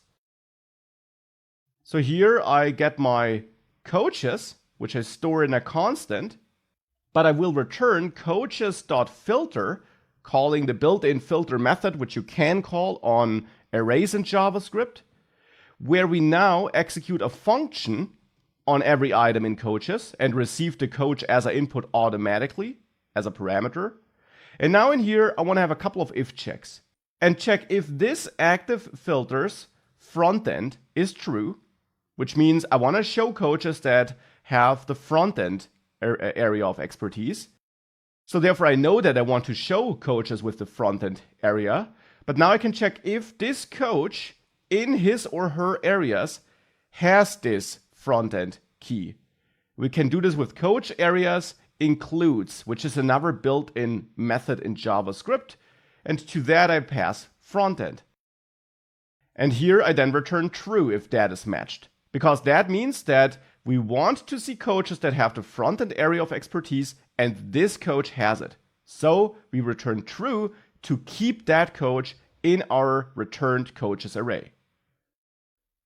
And now we can duplicate this twice to do the same here for backend. And of course, here for career. And ultimately, if none of these if checks match, we return false here inside of that filter method or inside of this filter function, which means this coach, which doesn't have the fields we're filtering for, is excluded. And that should be it. With that saved, we now have this filter component here. And now, for example, Julie doesn't have backend. So if I uncheck career and frontend, only Max is left. If I uncheck backend, we got no coaches at all. If I check frontend, we see both coaches because both coaches have that. And that's the filter working. So now with the filters added, let's work on the contact and the register as coach forms. And let's maybe start with registering as a coach. This page is pretty wide right now, and of course here I want to have a nice form where we can fill in all the details to sign up as a coach. So for that, let's go to coach registration and replace this dummy text with a proper template. Here I want to have a section, let's say, where I say in a h2 tag, register as a coach now. And below that, I want to have the entire form for signing up. Eventually, this component will grow a little bit later once we add HTTP requests, and therefore I will outsource this form into a separate component right away. Add the coach form.vue file here in components coaches, and then we'll have the actual form in there. So here in the template, I want to have a form element, of course, because we'll have a form in here. And this form needs a couple of controls. Because every coach has a first and last name, areas of expertise, a description, and an hourly rate. So we need these input fields in our form. Hence here, I'll get started by adding a div with a class of form-control, which is important for styling later, where I now add a label saying first name, and below that input field with a type of text, and let's say an ID of first name, Therefore, this label gets the for attribute and points at this element with this ID. And then I'm going to duplicate this because we also, of course, need a last name. So here it's last name on the second input. And then we also need an input for the description.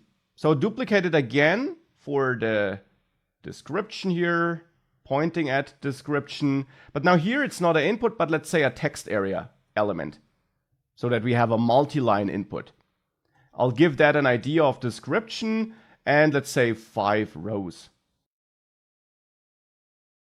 Then again, I'm going to copy the default input here and set up the hourly rate input field. So here the ID is rate and the type here can be number or should be number to make sure that we allow the user to enter a number here in a pleasant way.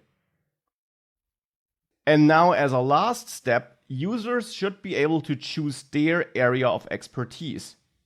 Now that means that I want to have 3 checkboxes where users can check the expertise they have.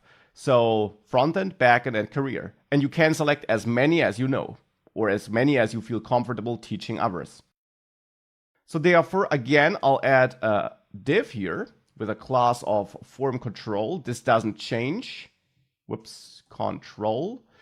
But inside of here, I now first of all want to have a h3 tag where I say areas of expertise to let the user know what these checkboxes will be about. And then I'll have more divs in there. Every div then holds an input of type checkbox. And this first one will have an ID of frontend and a value of frontend. The value will be important later for retrieving the checked checkboxes. And after the input, also a label for frontend in this case, where I say frontend development, letting the user know what this checkbox means. And now we replicate this twice to also have a checkbox for backend with a value of backend for backend. And here saying backend development. And then on the last checkbox here, I say career with a value of career for career and saying career advisory, maybe. Okay, so these are the different checkboxes here. Now with that, below all those divs, I'll add a base button, which will be the submit button in the end, where I simply say register. Now that's the basic form. We'll come back to that markup later. We also need to add bindings, and I also want to add validation later, but that's a start. With that form created now, we can add our script area here, our script block, and add some data here. So here I return a data object, and in there, I of course want to manage a first name and a last name field, which we will bind with vmodel later. Add a description and a rate, which initially is null, let's say. Areas, which initially is an empty array. And that is it. Now we can bind these data properties with two-way binding. So here on the first input with vmodel, I bind this to first name, which is that first name data property we just added. Then here on the second input, I of course bind it to last name. Here on the text area, that is bound to, description. And here the rate, that is bound to rate. Now here I will use the number modifier to force a conversion to number. I showed you that this should happen automatically if the type is number, but to be super safe, I'll force it here. And whilst we're at it, I'll actually add trim on the other vmodel usages so that we always trim excess whitespace. And with that, only the checkboxes are left. And here we can also use vmodel, as you learned earlier in the course. Here we can bind this to areas. And here we bind to the same property on all checkboxes, of course, because they all belong together. Now with that, I'll go down to the script part again and add a method that should be triggered when the form is submitted. Hence, I'll name it submit form. And in here, we will later validate the form, but for the moment, I'll just create a form data object where I group all those values together. And here I want to have a first key, which points at this first name, a last key, which points at this last name, a desk key, which points at this description.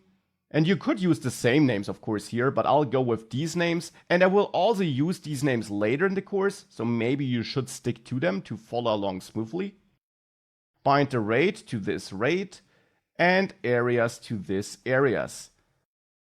And then, for the moment, I'll just console log my form data here to see whether that worked.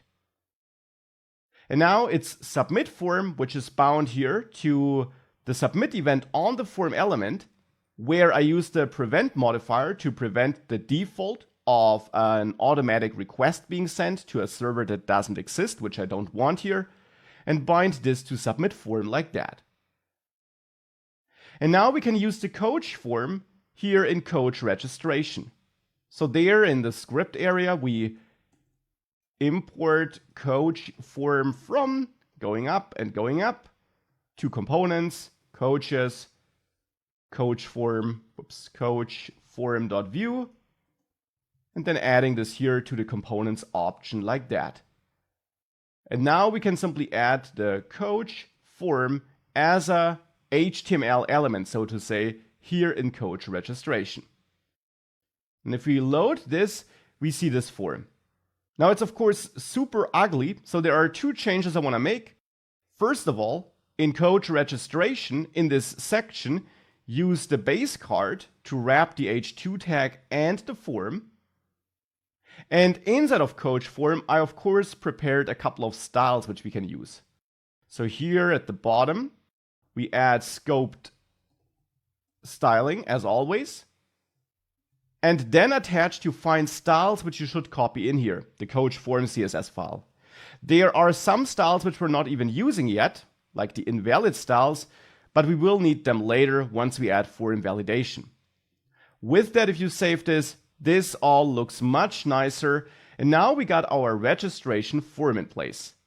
And if I click register, I print an empty object here, and I get a warning, which we can ignore here for the moment. But I'm getting this object here.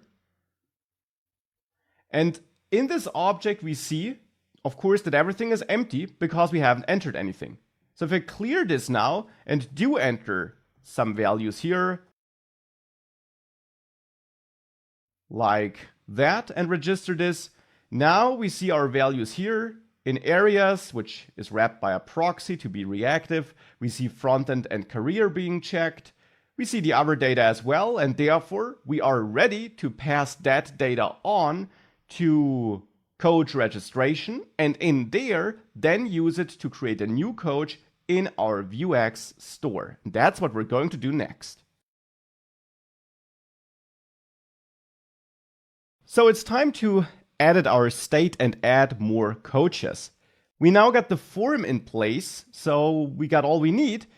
Inside of that form, inside of the coach form component, we now just need to expose the data that was entered, so this form data here, to the component that uses coach form, which is the coach registration component.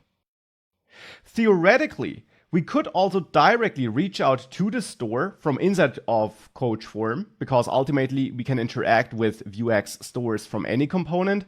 But I like this component to be reusable and independent and just work with its parent, even though we only use it in one part of this app here. This is just a personal decision though, so I will make sure that this component rather emits an event and lets the parent know about the data that was entered, and then the parent, so the coach registration component in this case, will do the communication with vuex. But that's just one possible way of approaching this. However, with that, in coach form, I'll emit, here in submit form, I'll emit save data, and emit the form data. And yes, this data is not validated at the moment. We'll add this later. So now this is emitted. And that of course means that we should also add the emits option here and make it clear that we emit save data. And once we did all of that, inside of coach registration, we can accept this incoming data. So there on the coach form, we can listen to save data, which is that custom event we're emitting, and call maybe a method named save data here. Of course, we have yet to add this method. So here I'll add methods, save data, and in here we'll get that form data, which we passed with the event here in coach form. We get this as a parameter, therefore, in the save data method, which we bind to this event in coach registration. And that's good because we need that data here to communicate with our store. So now we want to add a new coach in our vuex store. And that, of course, means one thing. We need to add mutations and actions because you shouldn't directly change your state from outside. Hence, here in this empty mutations object in mutations.js, I'll add a new mutation, register coach. You could, of course, also name this add coach if you preferred this. And in there, I get my state and my payload. And I now reach out to state coaches and push the payload as a new coach. Now, actually, that would be invalid though, or not really great, because we must keep in mind that payload ultimately is just the form data I'm setting up in coach form. And there I have first, last, and desk as key names. That's not in line with the key names I have in the rest of my data. That's no problem though, because we have to add an action anyways, and I'll transform that data inside of the action. So here in the actions.js file, we now can register coach or add a register coach action. And there we'll get context and also payload, or we can also name this data. It's our method, so we can name the parameters however we want. And that will be this form data in the end. And here I'll then construct my coach data, or my coach, or whatever you want to name it, as a new object, which now has a first name, which points at data.first, which has a last name, which is data.last, which has a description, which is data.desk, which has an hourly rate, which is data.rate, and areas, which is data.areas. I also want to add an ID here, and for that, of course, we can use newDate to ISO string to generate an ID like this, or we hard code this to C3, which of course is not perfect, because that means that as soon as we register twice, we have two coaches with the same ID, but that shouldn't be allowed anyways. You shouldn't be able to register more than once. So I will hard code this for now. Later, we'll send it to a server, and the server will give us a real ID. But for the moment, we can use this dummy hard-coded ID here. So now we got this coach data, and now I can context commit, register coach, and commit this mutation with that transformed coach data. And therefore now in this mutation, adding this data like this is okay, because that now is in the same format as the other coaches. So now we got this register coach action, and we can therefore now dispatch this in the coach registration component whenever save data is executed. Here we can use this store dispatch and then dispatch coaches/register coach. This is the namespace. This is the action name. And of course, not just like this, but also provide a second argument, which is that data we're getting. And that should now be adding a new coach once we filled out all the details. So with that, if I now reload here and I enter Max, Schwartz, this is a test, 15 and backend, If I register and go back to all coaches, we see that data down there. And of course, we can also view the details. Now, maybe it would be nice if we would automatically be forwarded once we submitted that form, be forwarded to that all coaches page, I mean.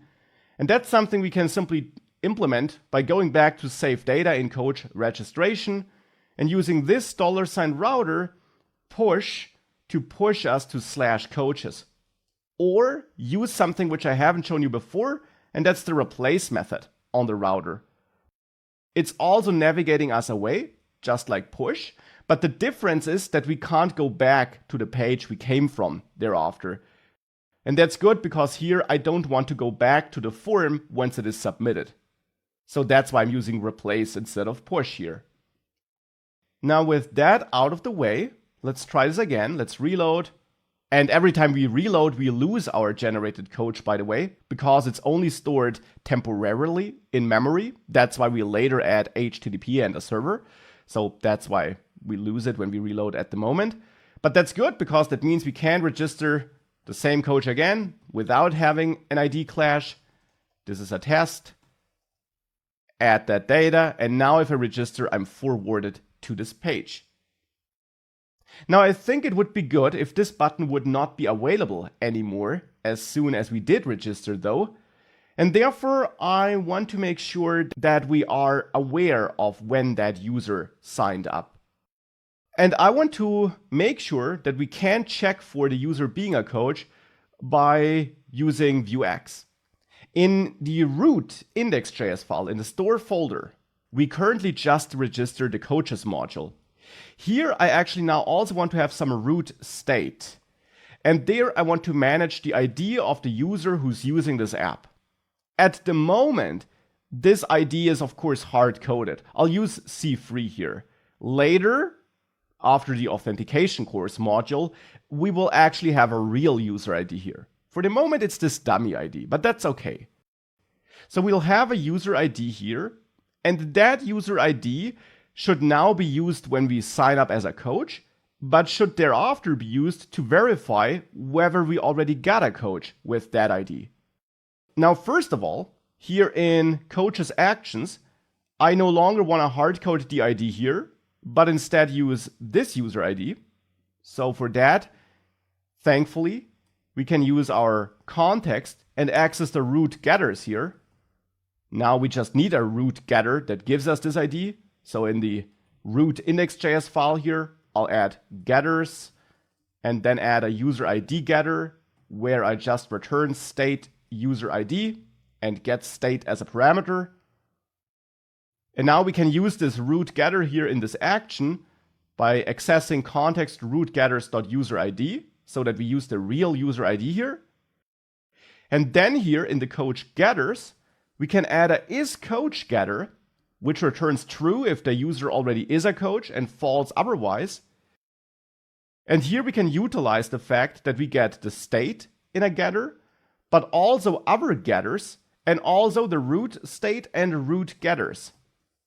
That's what I showed you in the vuex module. And therefore here, we want to get our coaches by accessing getters.coaches or state coaches, doesn't really make a difference here. And then we want to look through those coaches and see if we got a coach with our user ID, which we can get from root getters.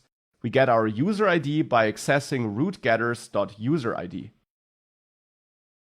And then we can return coaches sum, which is a built-in method that returns true if some coach fulfills a criteria. And here we run a function on every coach and return true if coach ID is equal to user ID. With that, this will return true if we find at least one coach that has our user ID as an ID, which means we are a coach already. Now I got two unused parameters here, which this specific project setup wouldn't like. So here I'll use an underscore and _2 as parameter names, which is a specific convention that signals the linter of this project that I have to take these arguments, but I'm deliberately not using them. Well, and with that, we hopefully get true here if we have a coach with our ID. Of course, the downside of this approach, by the way, is that we always go through all coaches to check whether we are a coach or not. So an alternative way of solving this would be to simply add a new state to our coaches state here, where we say user is coach or something like that, and we set this to true as soon as the user signed up. This is absolutely an alternative. I'll still go with the other approach to also show that, but it's up to you which approach you want to use. With that, however, I have this isCoachGetter, and now in coach registration, we can also add computed properties and add a isCoachComputed property where I return the result of reaching out to this store getters coaches/isCoach, which is that new getter we just worked on.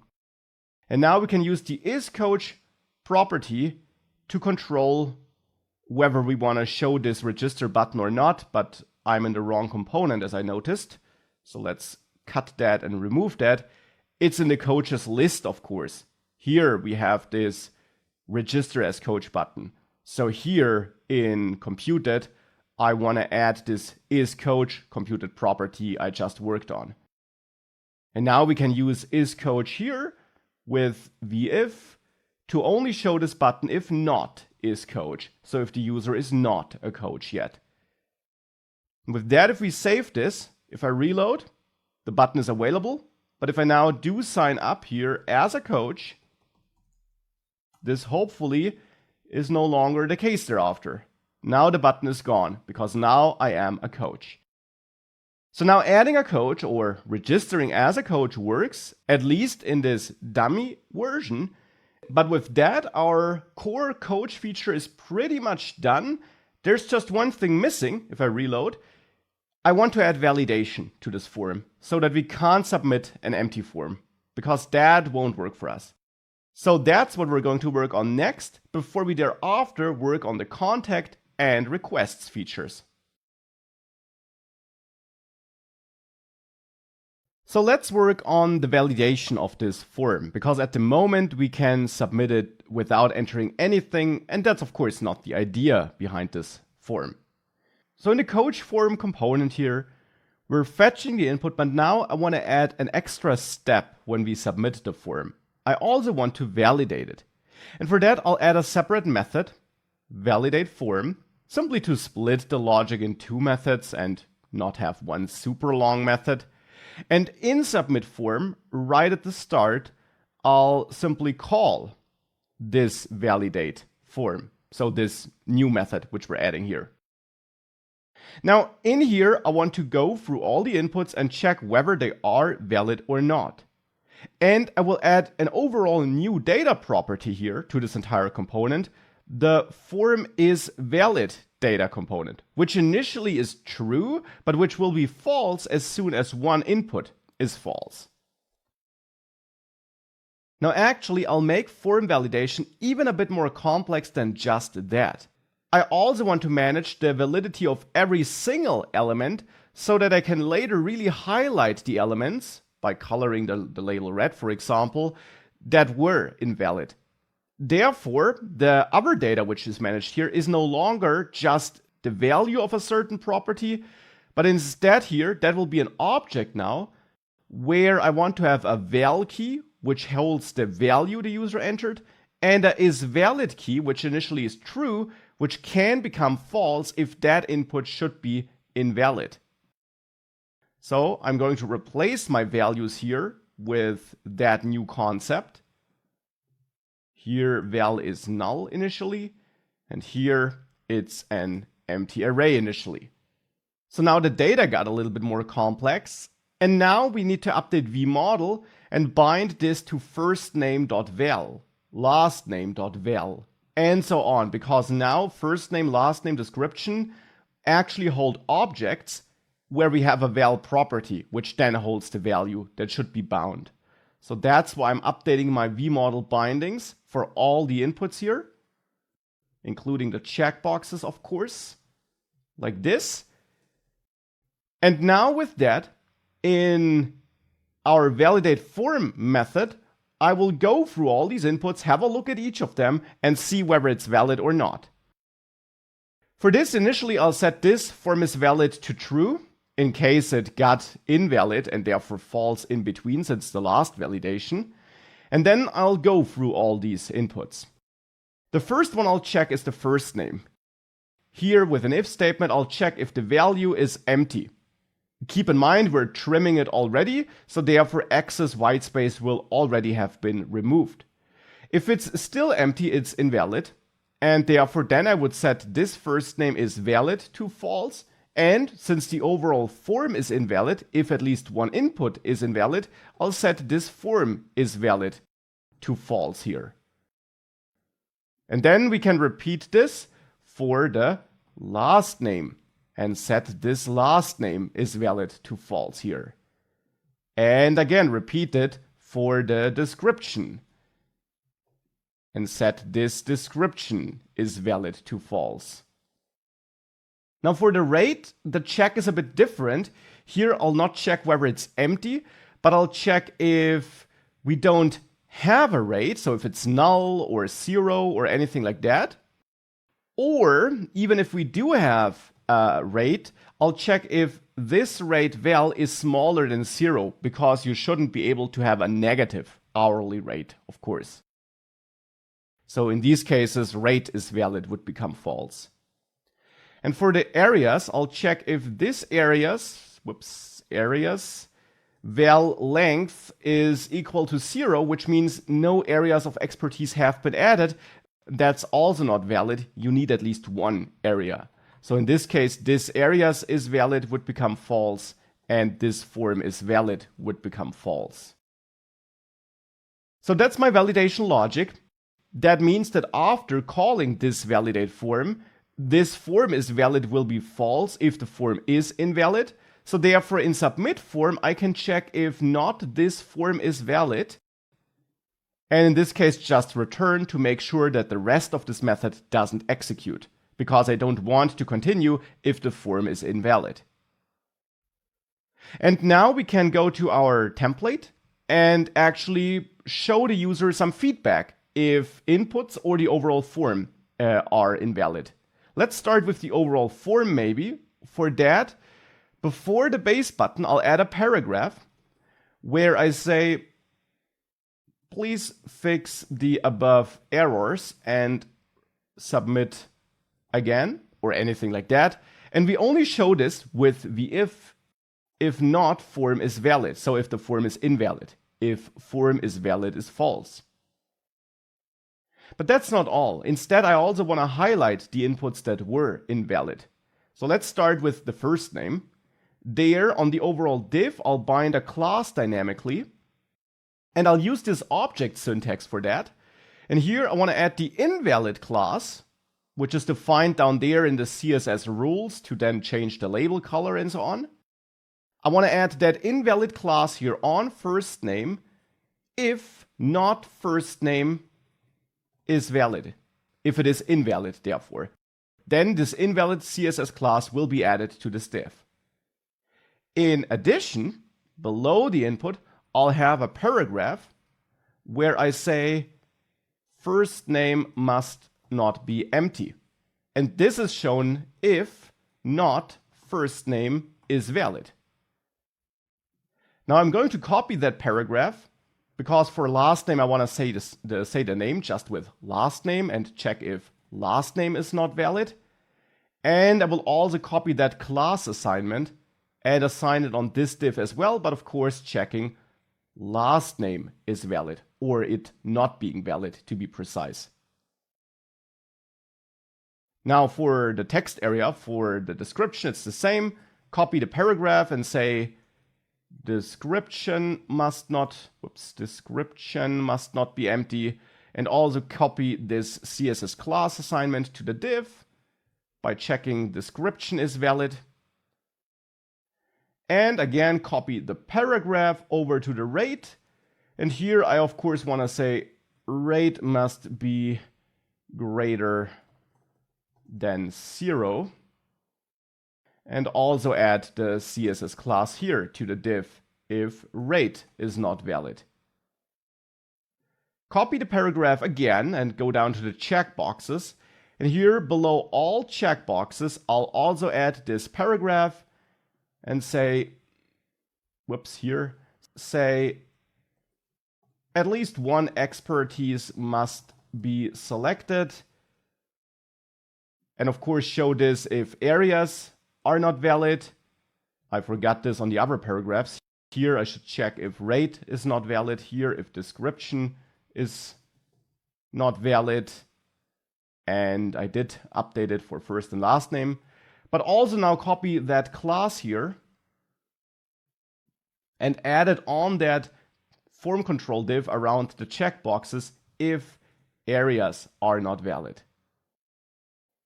With that, we hopefully have some validation. If I now reload and submit the empty form, everything is red. We got these error messages and we got this main form error message. If I reload again and I do enter something here and here, but I have a negative rate here, for example, only the invalid values are marked as such. And of course, if we enter something valid in all the fields, we are able to submit this, but of course we get an error because at the moment I'm still not extracting the values correctly in my form data. That's something we'll fix later. Before we fix that, there's one other thing I want to fix. If this is invalid, it would maybe be nice if it wouldn't stay red after we entered a valid value here. It's a minor thing, but I think it's a better user experience if as soon as this was fixed, this would go away, this red color and this error text. And therefore, that's a functionality I also want to add here. For that, we can add a new method, clear validity, or anything like that, and expect to get the input name here as an argument, and then reach out to this input, so to a data property, first name, last name, description, and so on, of that input's value. So if input is first name, we'll reach out to this first name. If this is last name, we'll reach out to this last name, and set is valid of that input to true. And clear validity should be called whenever an input loses focus. And for that, on every input element in HTML, we got the blur event. It's a built-in event which is triggered whenever, well, this loses focus. That's when I want to call clear validity, and in this case, forward first name, because that's for the first name input. But now repeat this also on the last name here, also on the text area. Here it's description, and also repeat this on the rate. And then of course also on the checkboxes. So on every checkbox element, I'll clear areas. Whoops. Copy that to all the checkbox inputs. Reformat this to make it a bit easier to read. And with this, if we now save this, if I submit the invalid form, it's all red. But if I enter a valid name, that becomes black. This is a test. If I enter something invalid, it also becomes black because we have to validate again. But at least it recognizes that we did something. And when I blurred something here, it also becomes black. Now, of course, if I do have an invalid input here, we still get an error, but at least we give the user the feedback that we see that he or she changed something. With that, though, we got validation in place, and I'm happy with that. Now I just want to make sure data is submitted correctly. And for that, here in the submit form method, we need to drill into the val properties of all our input properties, because that is where we store the concrete values. With that, though, if we reload, if I have something invalid, we get an error. But if I do enter valid values here, like this is submittable, and we see our code here. So that's all working.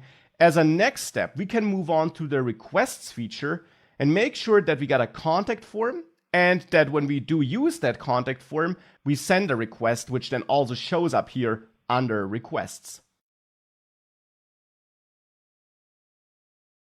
So for the moment, we got the coach part implemented pretty well. Let's now move on to requests.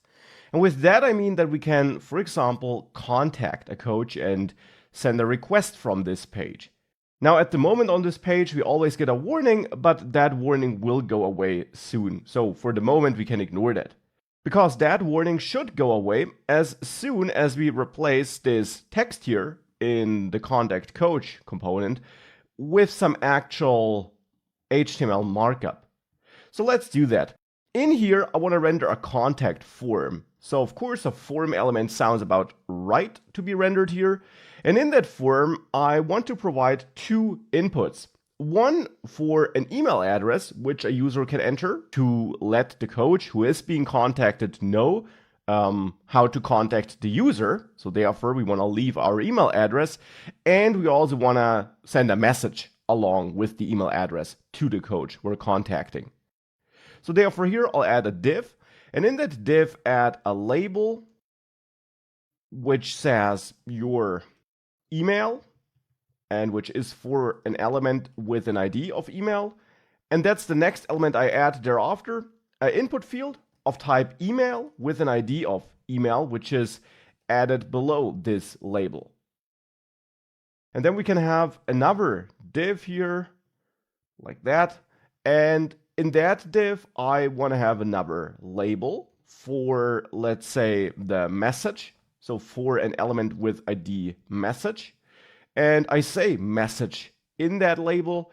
And then we want to render a text area here, let's say, so that the message is can be multi-line and it's a bit easier to enter longer texts.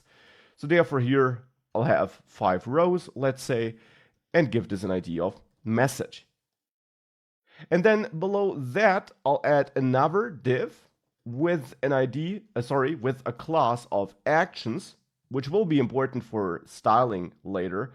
I will provide some styles to you though. And in there, I want to render a button. And of course, here we can use our base button component, which we created a while ago. And in there, say send message. Now to these other divs, I actually want to add a class of form control. So add that to the first and the second div that holds an input. And now we can add some styling. So for that, let's add scoped styling. And as always, you find styles attached to this lecture here. You find the contact coach CSS file, which contains the styles you can copy and paste into these scoped style tags in the contact coach component. And that will give this form some general styling.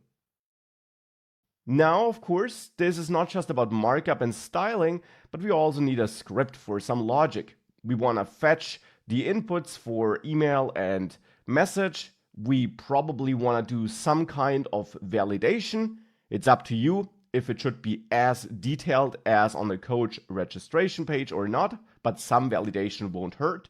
And ultimately, once we got a valid input, we want to do something with that input. And we want to, in the end, create a new message, which is attached to the coach to whom the message is sent. That's the idea here. So therefore, in the script, I'll start by adding some data, because we definitely want to manage some data here. And the data we definitely want to manage is the email address and the message. I guess that makes sense because these are the two inputs we got here. But in addition to that, here I will also add a form is valid data property and set it to true initially. And this should be set to false if either the email address or the text area is invalid. So as a next step, we can add methods here to this object here, to this component config object. And a submit form method sounds about right, because that's the method that should be triggered when the form is submitted. And of course, we can therefore add a submit event handler to this form and prevent the browser default, as we did it many times before in the course, and then point at submit form when this form is submitted. So inside of submit form, I now want to validate, and if the data is valid, create a new message. or ensure that a new message is created somehow. So let's start with validation. First of all, I'll set form is valid to true so that if it was false in between, we now clear any error message we might be showing. We're not showing one yet, but we will soon do that. So as a next step, we can then check if this email is empty, let's say, or if this email includes no @ symbol. So here I check for the opposite, if it does not include an @ symbol, or if this message is empty.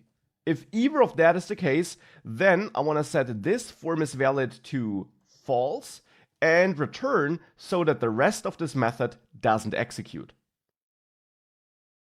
So now that we manage this validity, I want to do two things in the markup. For one, I want to bind my input in my text area to email and message with two-way binding so that this is updated with every keystroke.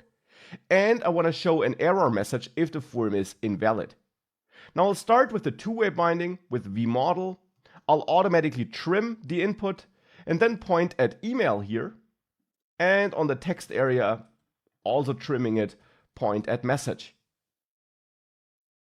And then we can show an error as well by adding a paragraph here, for example, above the button, which has a class of errors, which should be shown with if form is valid is false, so if it's not true.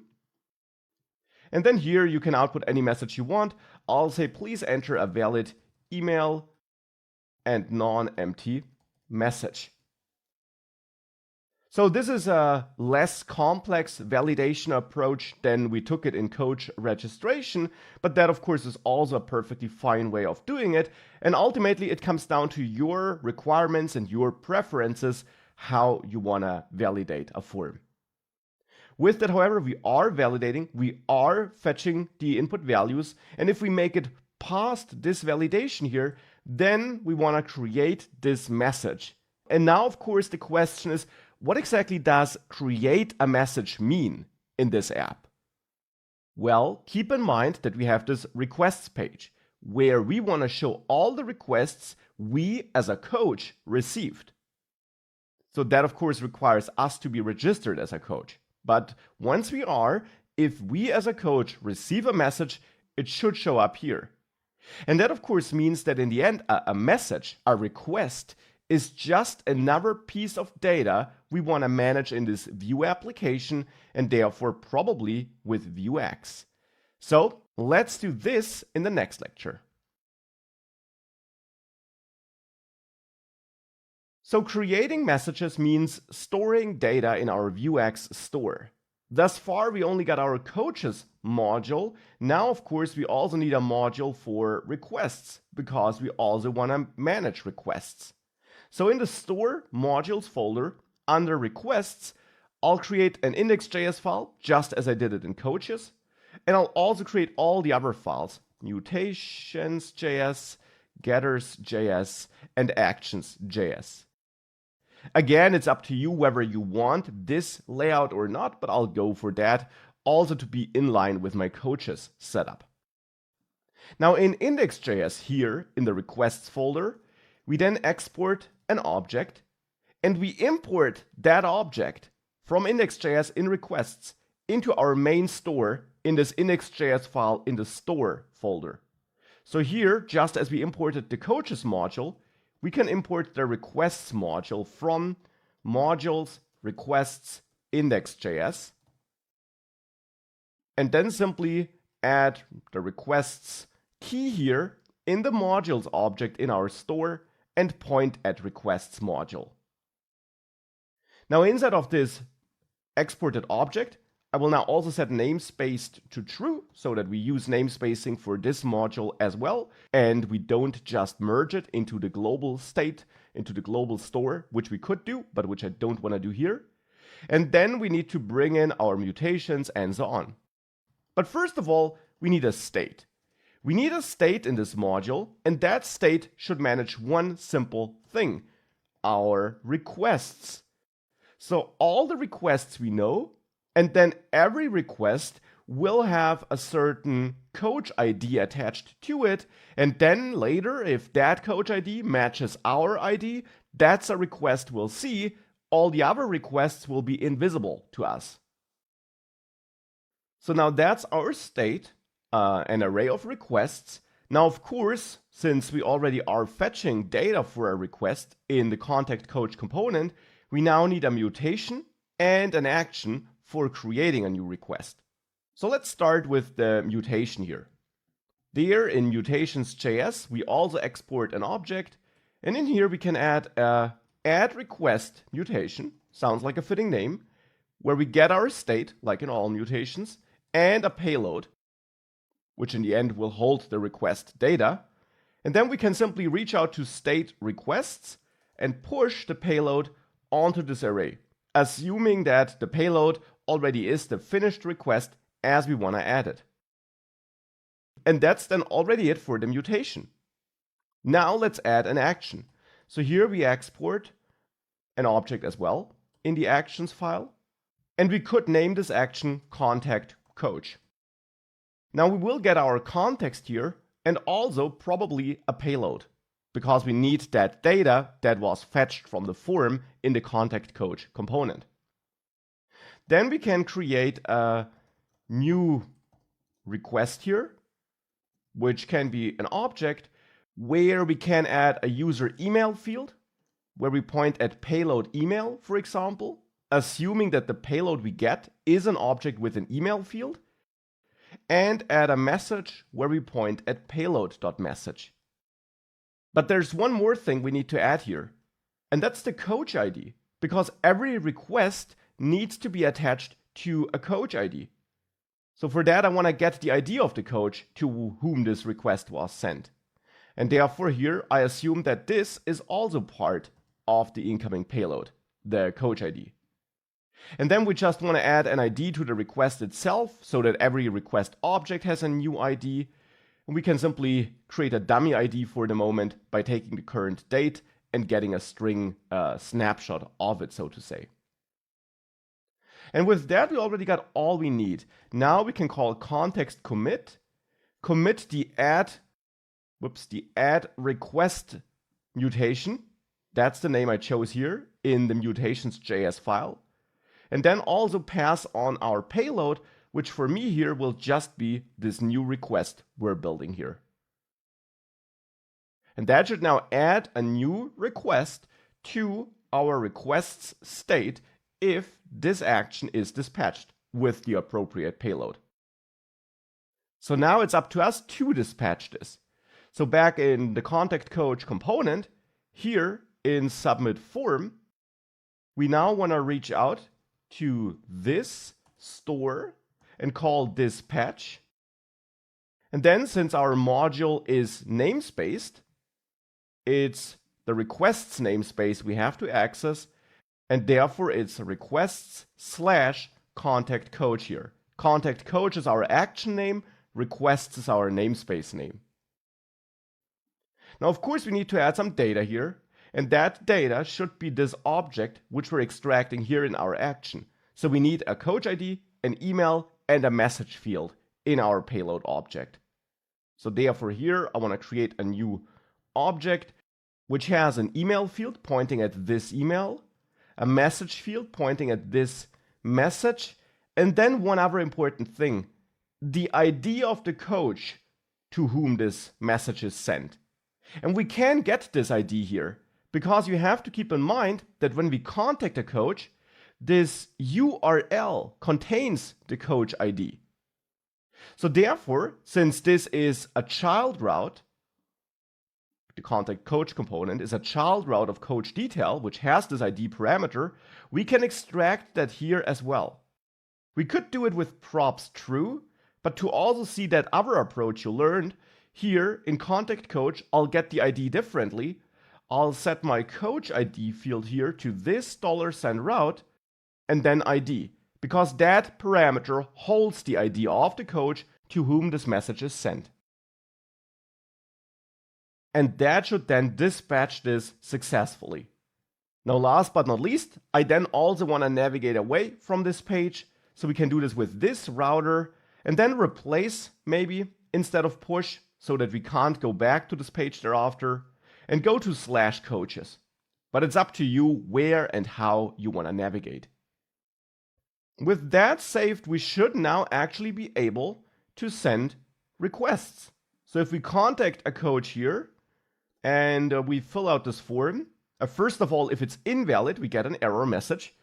But if I fill it out thereafter, we at least leave the page, but I get an unknown action, requests contact coach. Yes, because in the requests module, well, that's a nice object I'm exporting here, which I'm in the end importing into my store. But what's missing here? Well, the mutations and actions I defined in those separate files, I don't import and add them to my module here. And that's of course something we have to do. We have to import mutations from ./mutationsjs and import actions from ./actions.js. And once that's done, we can add mutations using the JavaScript shorthand here and actions as key value pairs to this module object. And with that done, if I try to contact a coach, this is a test. Now we no longer get this. We also don't see the requests anywhere though. So as a next step, let's work on the requests page. So let's move on to the requests received page. Here, I want to show all the requests for the active coach. And for the moment, I'll simply show all requests here since we don't really have an active coach yet. That's something which will follow soon though. So here, I'll simply add a new section, let's say, in which I want to use my base card to have that general container style we're using throughout the app. And in there, we can add a header with a h2 tag inside where we say requests received, because that's what this page is there for. And now below that, I want to render an unordered list with all the requests we received, or at the moment with all the requests in general. And below that, I actually want to have an h3 tag where I say you haven't received any requests yet, which should show up if no requests have been created and stored yet. So we'll come back to the list items later. For the moment, let's add styling and a script section. So first of all, I'll add scoped styling.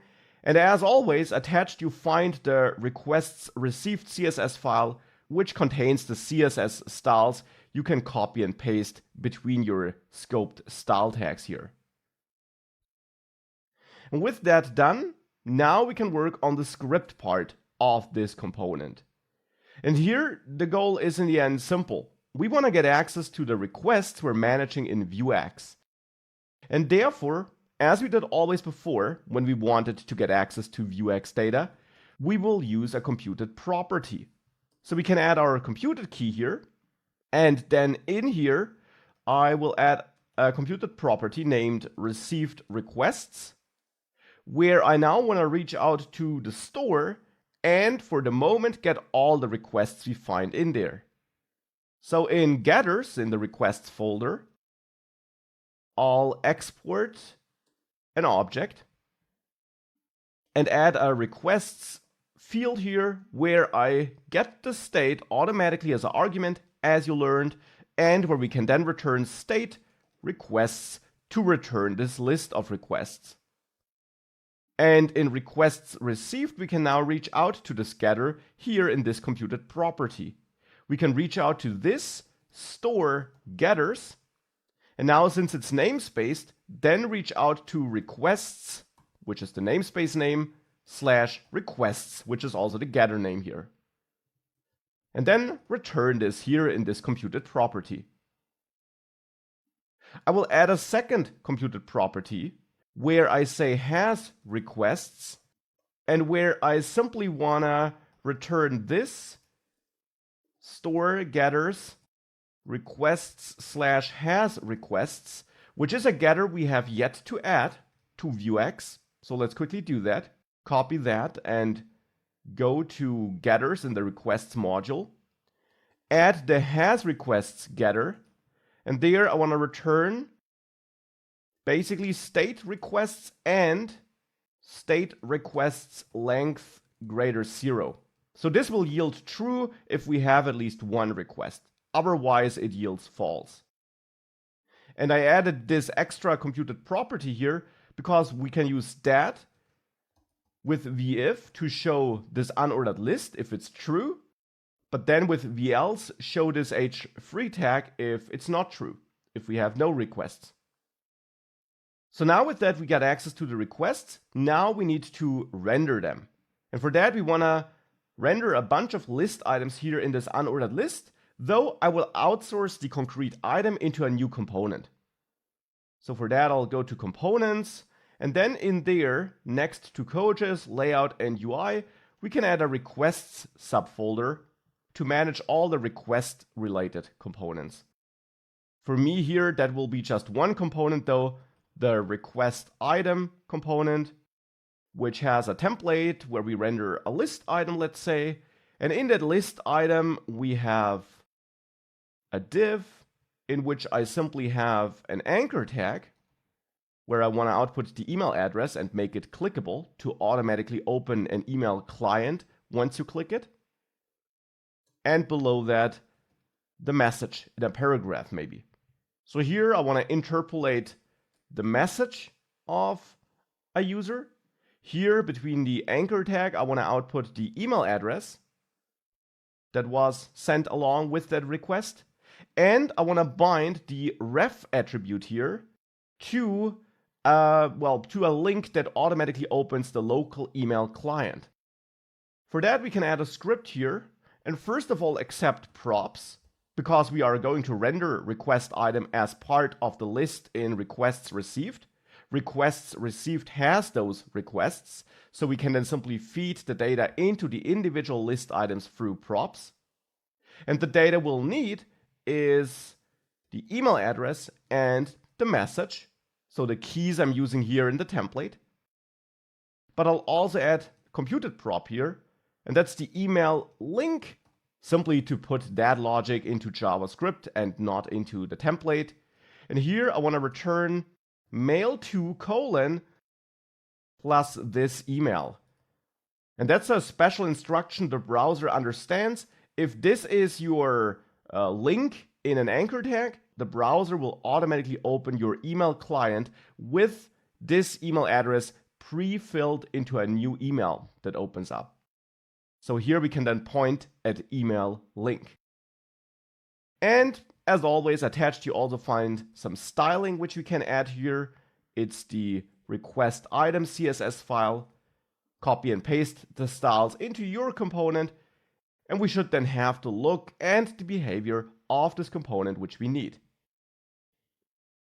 So back in requests received, we can now register this component as a local component. So import request item from going up, into components, into requests, to request item.view, and then here add components and register request item as a local component. And that of course allows us to use it here in the template like this, and now render multiple instances of this component with v4. By going through all the requests in received requests, which is our computed property down there. And now here we want to add a key, set this to request.id because every request has an ID, and also pass in the email address, which is the user email field. In vuex, in the action here, I store the email under a user email field. That's why I have to access it by that field here in requests received, and feed the message prop into request item by accessing request.message. So with that, we implemented almost all we need to do. There's one thing left. Our getters here are defined, but just as before, we need to add them to our module object. So we need to import getters from /getters.js and then add them here in this module's object, into this module object for the requests module. With that done, if we reload this app, we see you haven't received any requests yet. But then if we contact a coach from our email address, hi, I'd like to get some coaching. Can you help me? If I send this message, under requests, we see it here. And if I send another message to the other coach, for the moment, we'll see messages of all coaches. Hi, I'm Max, and I really need some support in web dev. If I add this request, we see this as well. And if we click such an email address, this opens up the email client with that email address pre-populated. So that's another nice feature. Okay, so now we also can send requests, but of course now we always see all requests of all coaches. And that's not what we want. So let's try to restrict this. And in our root state, we actually already got a user ID, assuming that this is us. So if we register as a coach, this will be the ID of the registered coach. And thereafter, only messages sent to that coach should be showing up for us. So that'll be the next step. So in order to make sure that we only see requests that are for us, so for this user ID in the end, we can go to our requests getters, and here on the requests which we're fetching, I no longer want to get all requests, but instead I want to filter for requests that have our ID as a coach ID. So therefore we can utilize the fact that in a getter we can take more than just one argument. Besides the state, we can get access to other getters, then also to the root state and to root getters. And the root getters are what I need here because the user ID is part of the root store. And there we have a user ID getter already. That's the getter which will be useful now. Here we get the coach ID by reaching out to root getters.getter.user ID, that's the getter name. And then here we want to filter the requests, which we got, and go through all the requests and check if the request coach ID is equal to the coach ID we extracted here. And only these requests are then the requests that are returned here. This also means that we should change has requests and not check all requests in our state, but instead simply use our requests getter here by reaching out to getters.requests so that we check the filtered requests and not all requests. Now, as before, I'll replace the unused arguments with underscores here. But now we should have a setup where we really only see the requests made to us as a coach. So if we save this, if I reload and I send a request to the first coach, which is not us, we don't see this here. If I now register as a coach though, I'm a coach, and I then send a message to me, which of course doesn't make too much sense, but for the moment that's the only way we can do it. If I send this, we should now see that request. And we don't. And the error actually is quite subtle and a bit hard to spot. Or actually it's easy to spot as soon as you console log all requests, for example, to see what's inside there. If you do that, you'll notice one important thing. If you contact a coach,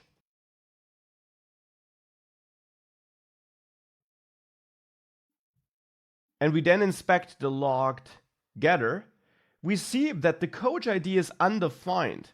And that's the problem. That, of course, ensures that we're not able to filter.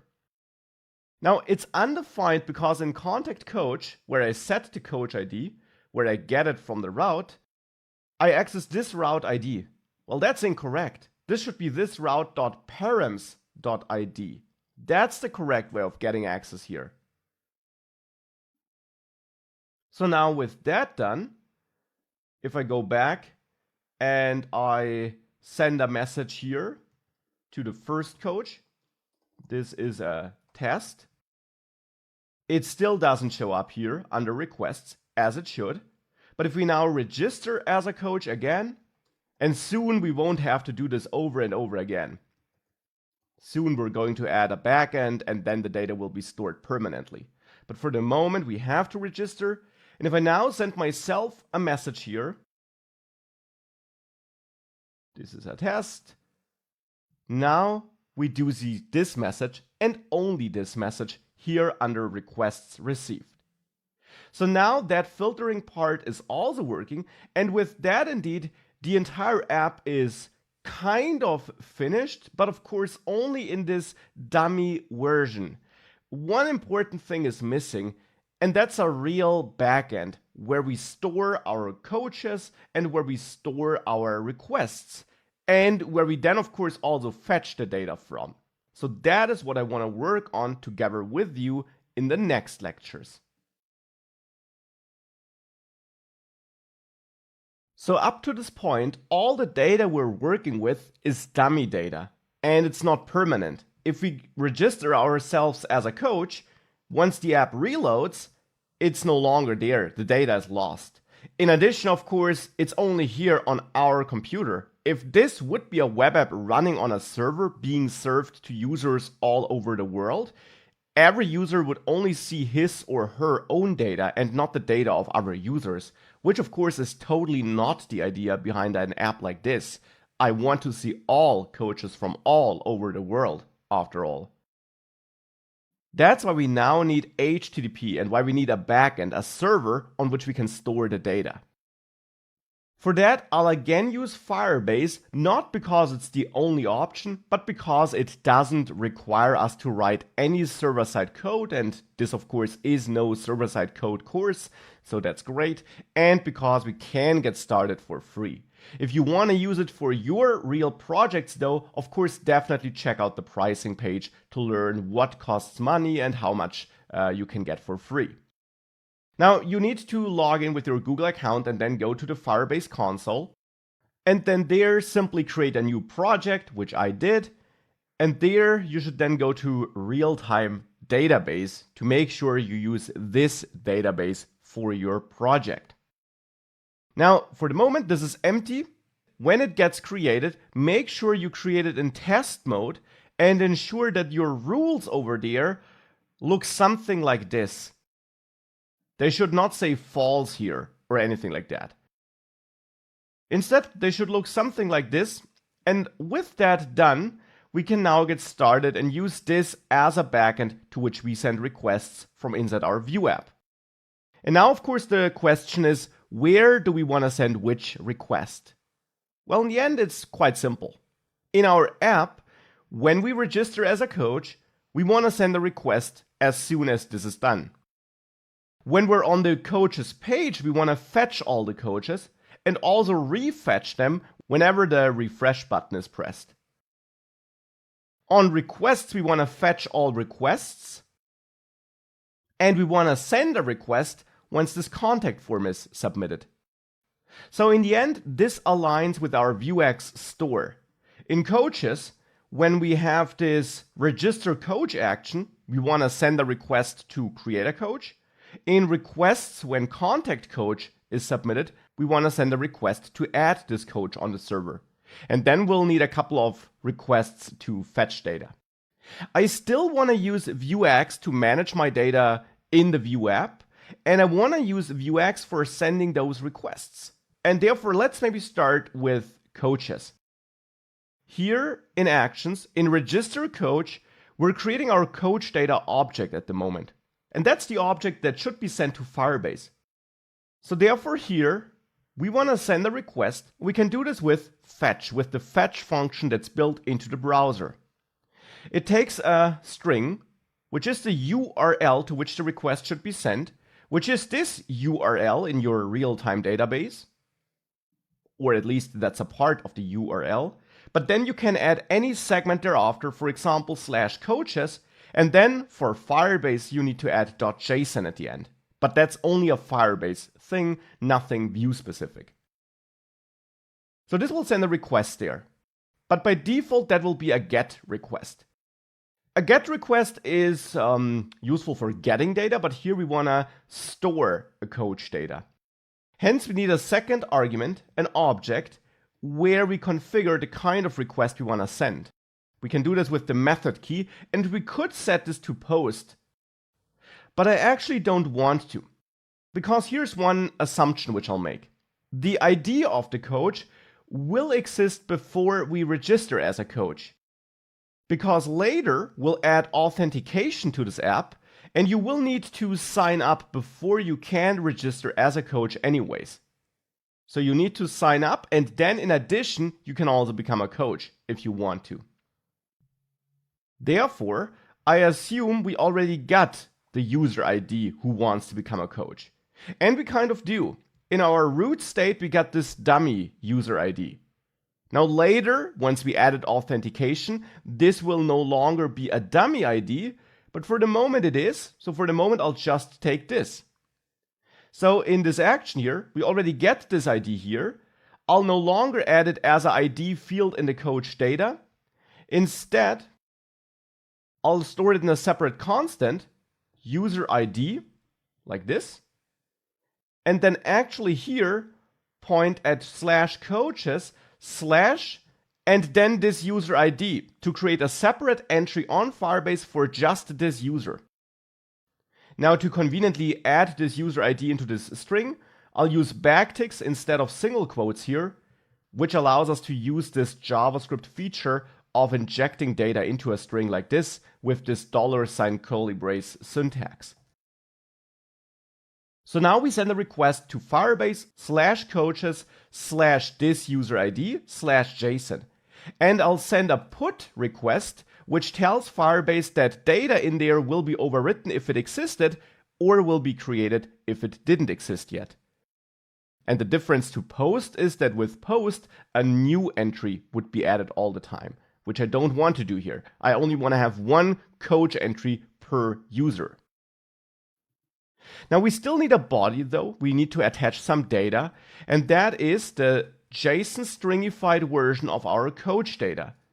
So that converts this object into this JSON format, which we need to send along with the request. So this sends a put request to this URL with this data. And now we of course only want to continue with the next steps once this is done. Now fetch returns a promise, as you learned, so we can use then to define the code that should execute once this request, once this promise is done. Or we use an alternative, a more modern syntax, the async await syntax. It makes your code look like it's regular code without promises, though it still uses promises behind the scenes. But it's a bit easier to write and maybe also to understand, so that's why I want to switch to that different syntax here. To use it, we need to add the async keyword in front of our method name. And then we can use the await keyword in front of our promise, so in front of the result of calling fetch. Then we can store the result in a regular variable or constant, and it will actually only be stored once this is done. So it's a bit like putting this into the then block we saw before, but now the code is, working without the then block. It's transformed behind the scenes though. So that's the response we get back from the request, and the next line will now only execute once this request is done. So here we know we'll have a response, and then we can get our response data by awaiting response.json, because response, this object, has a JSON method which also returns a promise. So we await that, and then we get the parsed response data eventually. We can then check if the response should not be OK. The response object has an OK field, which indicates whether the response was OK or not. And then here we had an error if that would execute, but we'll take care about error handling later. So for the moment, I'll do nothing there. Instead, I assume that it always works for this moment, and then thereafter we can commit our data. Actually, I'll commit a different kind of data. I'll commit an object where I copy coach data with the spread operator. So I take all the key value pairs in coach data and merge them into a new object. But in addition, I add an ID field which holds the user ID. I did not want to send this along to the server because I already store it under that ID in a separate node on the server. So I would then just be using the ID twice there. But I definitely do want to add it to my locally committed data here so that we still have the coach ID quickly available in our data object here in vuex. So then committing still works as before, and this will only execute once all these promises are done. By the way, I'm not doing anything with response data here, so I guess we can also delete this or comment this out. Now data should be stored on the server when we register as a coach. Let's give this a try. Let's reload, click register as coach, and enter your data. I'm a web developer, online instructor, and I love sharing my knowledge. Hourly rate, check the boxes, click register, and we see nothing here. But after a short while, we see the coach appear. And that kind of looks good. Now, if we check Firebase, we see a coaches node with our dummy coach ID, and then below that, the data that belongs to that coach. So this is looking very good. Submitting the data worked. Now, there are a couple of areas we could improve. For one, for example, we were redirected here, and we only saw the coach show up after a couple of milliseconds or seconds. But in addition, in general, we're not fetching the coach data here. If I reload this app, I still see just the dummy coaches. Now that we got at least one real coach, it would be nicer to fetch that, right? So that is what we should do next. Make sure that we don't just store coach data on the backend, but that we also fetch it from there. So how could we implement the fetch mechanism? It's clear that data should be fetched when we visit this coaches page or when we click refresh. So therefore, we want to initiate data fetching when the coaches list component is loaded onto the screen, right? Because that is where we need the coach data. And it's true, we want to initiate it here, but initiate doesn't mean that we have to do the entire send the request and parse the response logic here. Instead, we can still leverage vuex for that, because there we still manage the coach data once it is in our app locally, and therefore here we could also add an action for fetching data and a mutation for then using that fetched data.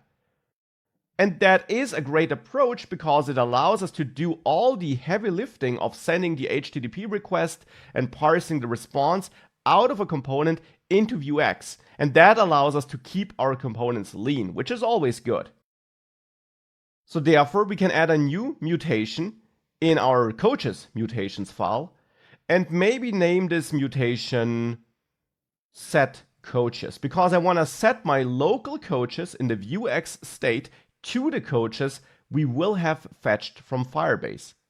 So here we get our state and our payload, and we can assume that the payload is a list of coaches, so we can just set our coaches equal to payload. Now the action will be more interesting. Here I want to add a new action, a second action, which is the load coaches action, where we get a context and then also probably a payload. And here we want to send the request to load the coaches from Firebase. And this action will be dispatched from any component that wants to trigger this loading process.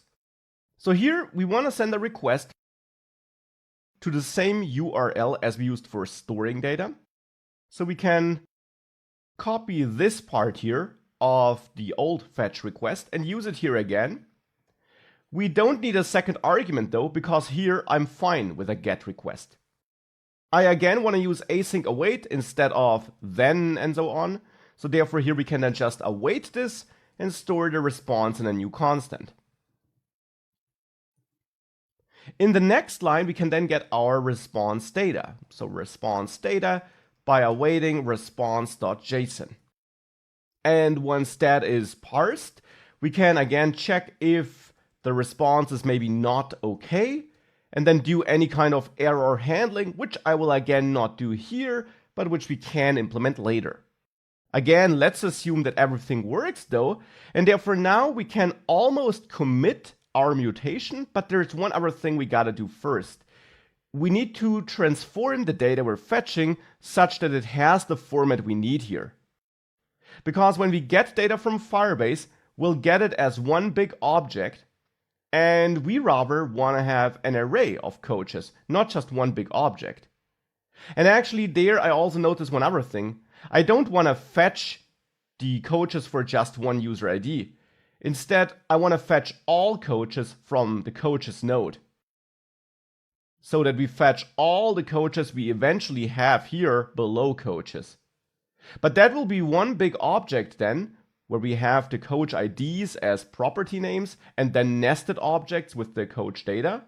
And that's not the format we need here. So we need to transform this first. And for that, we can create a helper constant here, coaches, which is an empty array. And then with a for in loop, we can go through our entire response data, which will be this object full of coaches, where we then get each coach ID as a key here. And then simply construct a new coach object here, which has the same format as the coach data we use here when we store a coach. So first name, last name, and so on. Let's just copy that and bring it down there. And now set first name equal to response data for the given key, for the given coach ID at which we're currently looking at in this iteration, dot first name. Accessing the first name property of the nested object for this coach with this ID. Because every coach has this first name property on Firebase. And we repeat this game for the last name. And also here for the description. Here, of course, for the hourly rate. And it's hourly rate here on Firebase as well. And also for the areas. And we now also need to add the ID here, and that's just our key for this iteration, right? Because key will be this ID. That's the main object for which we loop with all these keys, and therefore key will be our coach ID. Yeah, that's looking good. So now we build this coach. We can then reach out to this coaches array, this helper array here, and push this coach into this array. And now we thereafter have an array full of correctly formatted coaches. And therefore now we can commit set coaches and set our coaches here as the coaches we loaded.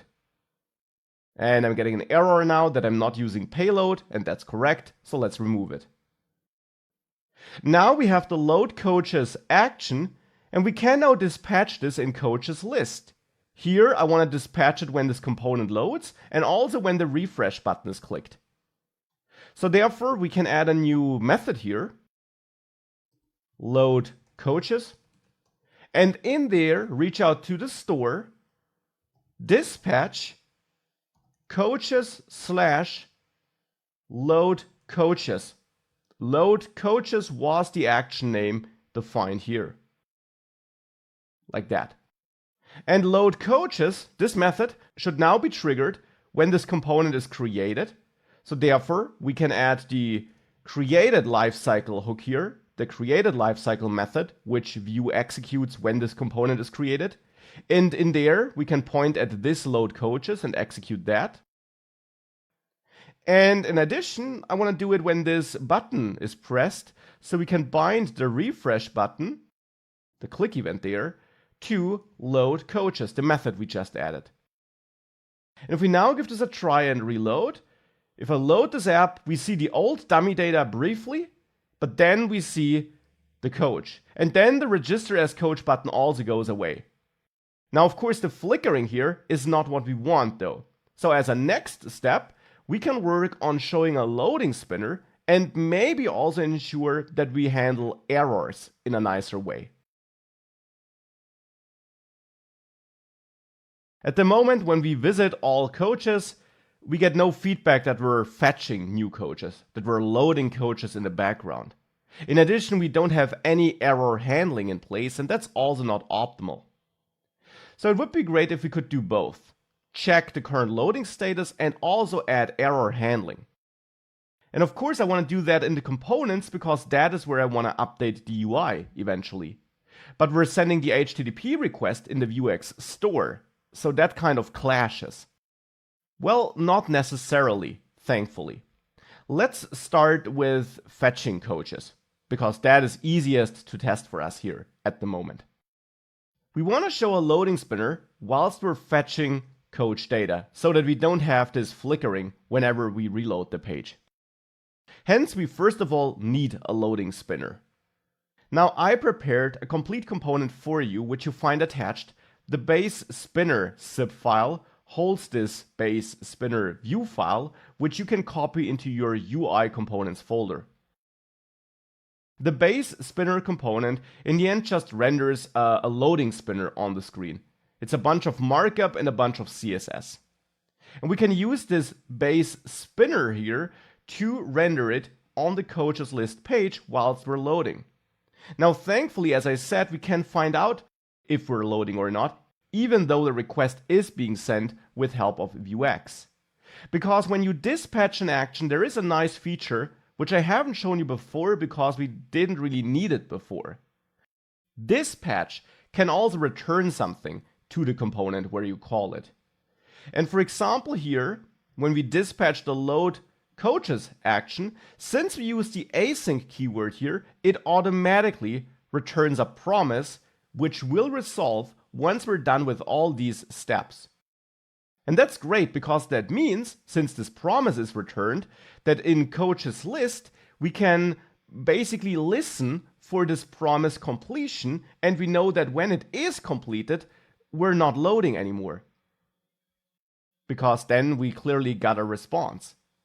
Hence, we can add a new data property in the coaches list component next to active filters, and that's the isLoading property, which initially is false, let's say. And isLoading, this data property, should be set to true in the load coaches method when this method is executed. So here I then set this to true. Then we dispatch the request, we dispatch the action where the request is sent, and once this is done, once this promise returned by dispatch resolves, we know we no longer are loading. So since dispatch here returns a promise, we can also use async await here to wait for this promise to complete, and then set isLoading to false thereafter. So this will then be set to false once the request is done. And that will allow us to show a loading spinner. Maybe here, above the unordered list, we can add a div where we check with vif if we are loading, so that this is only added if we are loading. And then I render my base spinner here, this loading spinner component I just gave you. We now just have to register this in main.js. So here in main.js, we import the base spinner from /components UI base spinner.view and register it as a global component with app component pointing at base spinner. So now the base spinner is available, and in coaches list we are rendering it here if we are loading. Now that also means I want to adjust my has coaches computed property here a bit, because this list should of course only be rendered if we have coaches and we're not loading at the moment, so that it disappears if we are loading. So in the has coaches computed property, we should adjust this a little bit and not just check this here, but also check that we're not loading at the moment. So add this to the computed property so that if we are loading, we never show the list. Okay, so with that, if I save this, now we see that loading spinner. Now it's only there briefly because this is all super quick, but hey, at least we see it briefly. We also briefly see no coaches found because we show this whenever the list is not rendered. And at the moment, this of course means that, well, it's always rendered whilst we're loading. So the list is not rendered then, but this is then always rendered. But we can fix this by turning this from vif to velsif, so that we either are loading and showing the loading spinner, or we have coaches and show those, or we have none and show this text. And then we only have the spinner here. Now we also see the register as coach button flickering. Of course, that button also shouldn't show up if we're loading. So here I want to check not just if we're not a coach, but also we're not loading. Only then this should show up. If we are loading, it should not show up. So with that, if I reload, this button is not flickering. Okay, perfect. So now we got this loading spinner here. When I refresh, we also see it. Now what about error handling? At the moment, if things go wrong, for example, if I introduce a deliberate error here by going to the load coaches action and removing the n at the end, if we get an error, we just see an infinite loading spinner and we see the error here. But of course, our users don't have the developer tools open typically. So we want to show an error message here to the user as well in that case. So therefore, error handling is what I want to implement next. We are checking if a response is okay or not. But besides that, we could also have a technical error. In both cases, I want to throw an error, which I can then handle in the component that dispatched this action. Now, if we got a technical error, an error object will be thrown automatically. But otherwise, I want to throw one manually.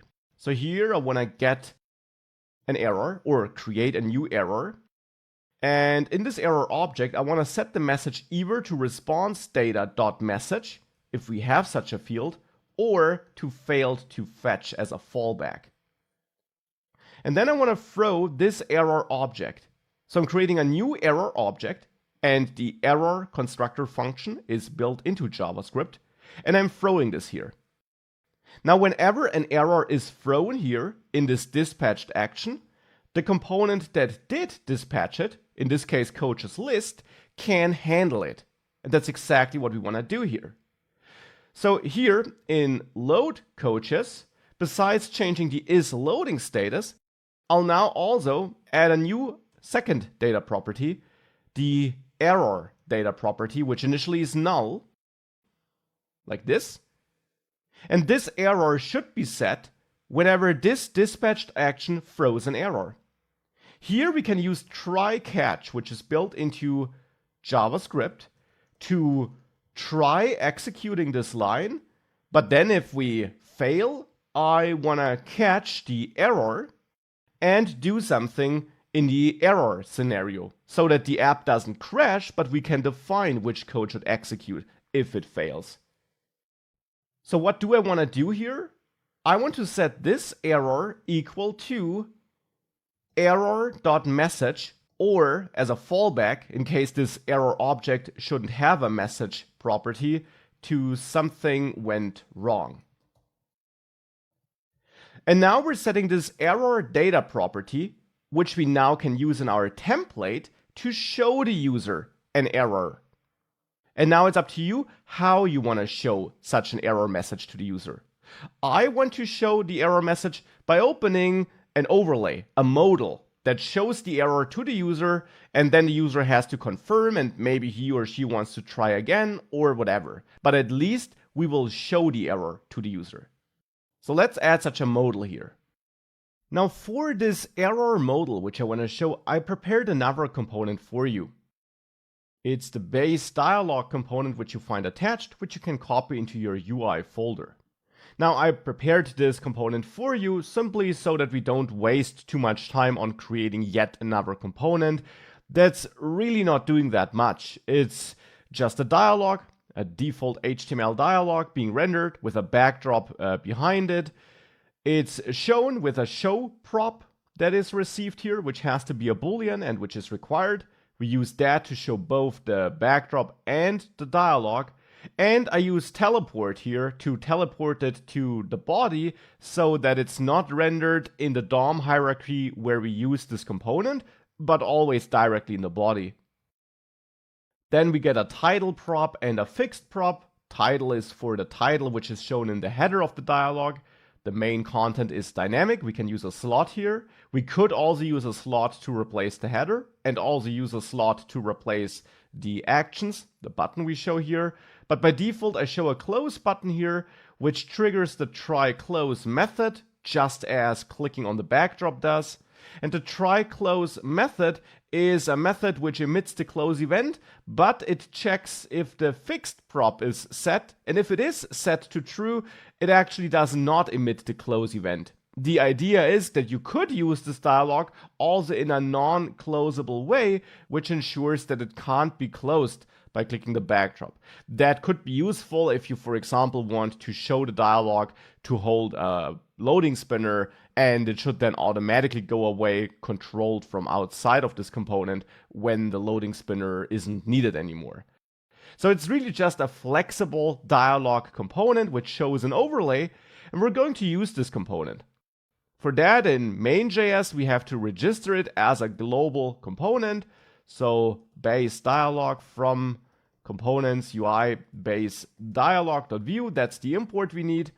And then with that import added, we can register it as a component with the app component method here, base dialog, pointing at base dialog. And now that component is available. And I want to use it in coaches list to show an error message to the user if fetching data failed.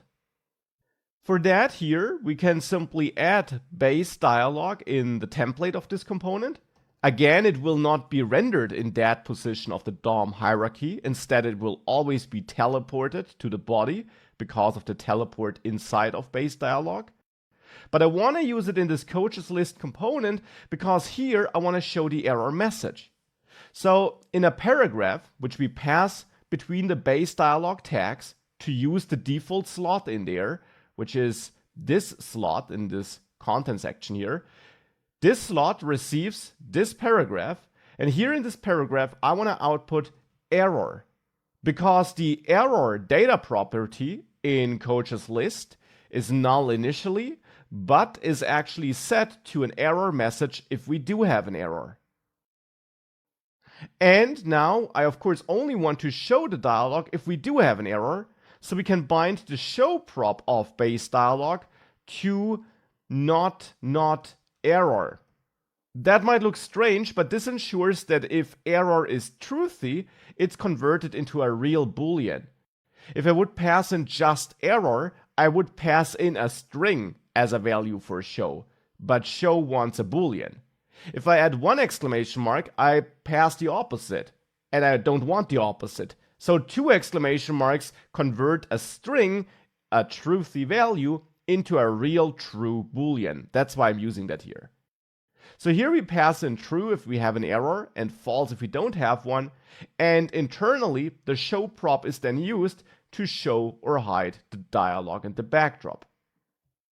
We can also pass in a title and set this to an error occurred. And with that, we should show this dialog whenever we have an error. So if I reload, since fetching always fails, we now see this error dialog. Now it would be great if we could close it, and the base dialog does emit the close event whenever we click on the backdrop or the close button, and therefore back in coaches list, we can listen to the close event here, and then, for example, execute a handle error method, which we have yet to add. So handle error should be added here, maybe after loading the coaches. And in here, I simply want to set error back to null. And once it is null, it's a falsy value, and therefore show will receive false as a value, and therefore it will not be shown anymore. So with that, if we reload, you see this is the error, but if I click the backdrop, for example, then we close it. Or if I click close. Now at the moment we always get this error because this is a forced error. After all, I manipulated the URL here in the coach's actions. This needs the n at the end. So I will bring this back, but now we can see that error handling also works here. Now we could also bring a loading spinner and error handling to the coach registration if we want to, but I will not do it here. But you can absolutely do this and think of ways of adding it there as well. That would be a nice practice. But another practice, which I also wanna implement here, or which I wanna do here in the next lectures, is bringing that loading spinner and the error handling to requests. When we fetch requests here, I want to fetch them from the backend. We're not doing this yet. And I also want to store requests on the backend. I want to store requests on Firebase. As always in this entire module, try this on your own. In the next lecture, we'll start implementing this together. So I now basically want to implement for requests what we already did for coaches.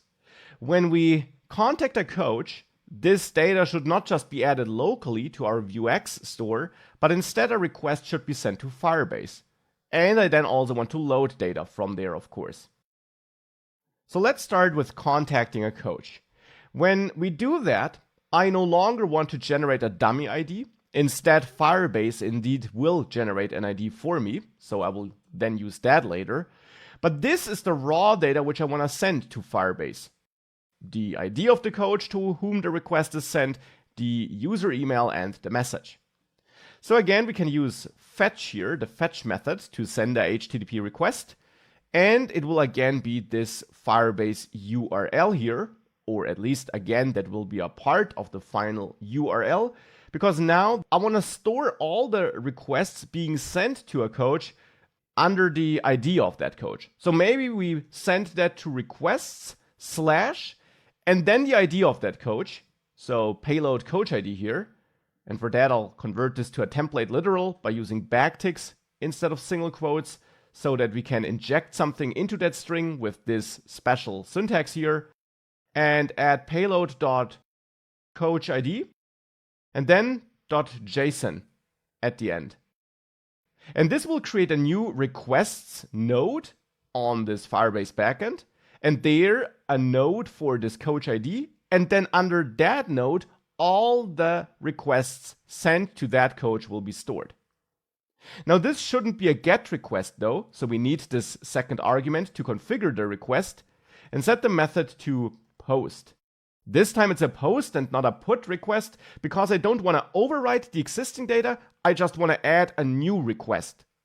With every request that's sent, it's a brand new request that's being added to a list of requests. That's the idea here.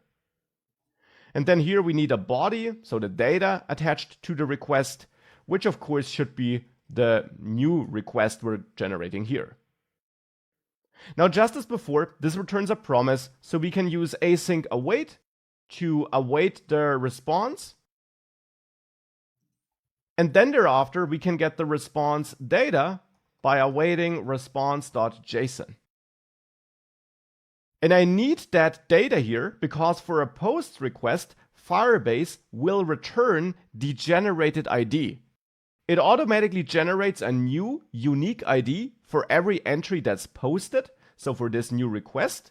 And I want to use this generated ID locally here in my Vue app, so I want to extract it from the response data that's being sent back from Firebase. We can simply set new request.id to response data.name. Now I'm adding a new ID property to new request with this line, and the response data object, which I get back from Firebase, will have a name field which holds this automatically generated ID. That's something you have to know. You can read it in the Firebase docs or simply of course, also console log response data to look into it. And there you will see it has this name field with the unique ID that was generated. Now, just as before, we can also check if the response is okay or if it's not okay. And if it is not okay, we could also generate a new error where we check if response data maybe has a message key that contains an error message. And otherwise, we add our own fallback message, failed to send request. And then we could throw this error here if we wanted to. So now with that, we send requests to Firebase, and it's up to us how we now want to handle this in our front end. In the contact coach component, at the moment we dispatch this, and then we don't care whether that's finished or not. We immediately redirect, and behind the scenes the request will be sent, but we don't show the user any feedback. We show no error message, we show no loading spinner. And it's up to you whether you want this or not. It's up to you which experience you want to offer to the user. Maybe you don't want the user to wait until this request is sent, because for the user using the app, it actually doesn't make a difference. But maybe you do want the user to wait. So this is up to you how you want to implement this. I will not do anything here in Contact Coach. I will just dispatch this action. Behind the scenes, the HTTP request is sent. And then here, I don't implement loading or error handling. But of course, you can absolutely do this as an extra practice if you want to. But with that, if we save everything, we should actually have a working experience where we can contact a coach, at the moment ourselves here, send a message, and don't see it here, or actually we do because we stored it locally, but this is not fetched from Firebase, but we do see it on Firebase as well. Here, requests, then the ID of that coach, and then here, that request that was sent. Actually, we could also remove coach ID from that field, now that I think about it. Let's maybe do that. Let's delete it here, and let's make sure that in the data we're sending, in our action here, we actually don't include coach ID. Instead, let's add the coach ID only here, after we send the request, so that we have it in the local data with which we work, but not in the data which we send to the server. So here I will still get payload coach ID and add it to the local data, but it's now not getting sent to the server. Awesome. With that, our data will in the future always end up like this. Now we also want to fetch that data, of course. So here I will implement fetching just as I did it before. In the actions for the requests, we can add a fetch requests method, however you want to name it. And here, of course, we get a context. And I want to load all the requests for the currently active user. And that's important. Only the requests that were sent to this currently active user. So therefore, we need that user ID from our global state, from our global getters. We can get this through context. You might remember, there we also can access root getters and then simply get our user ID. So that's the ID of the coach for whom we want to fetch all the requests. And with that ID, fetching will be easy. In the end, I will just copy this line of code here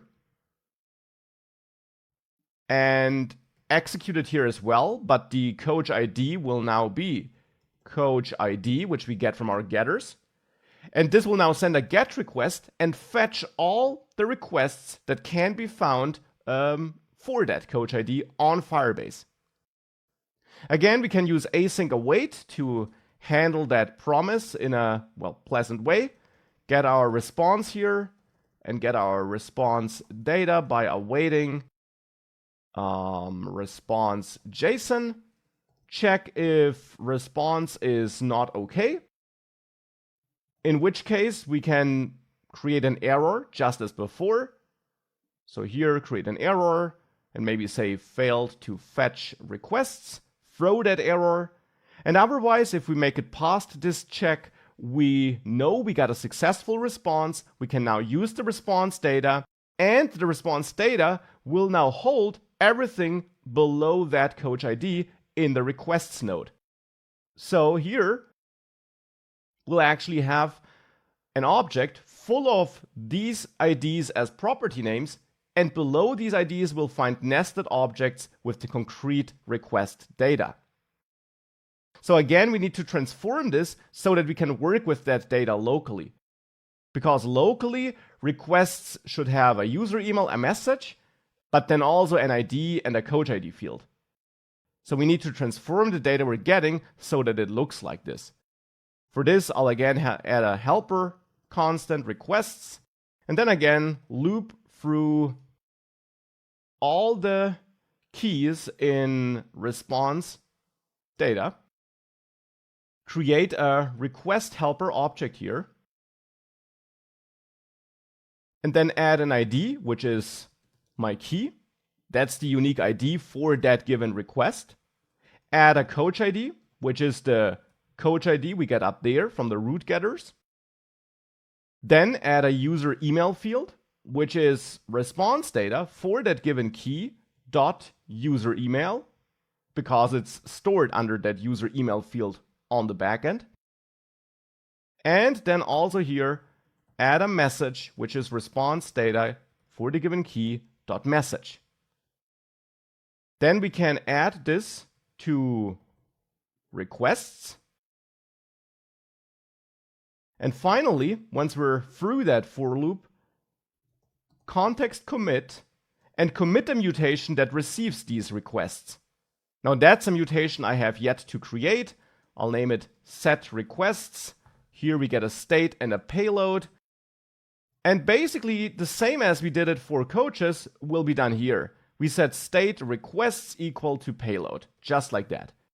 And payload should be an array full of requests, therefore.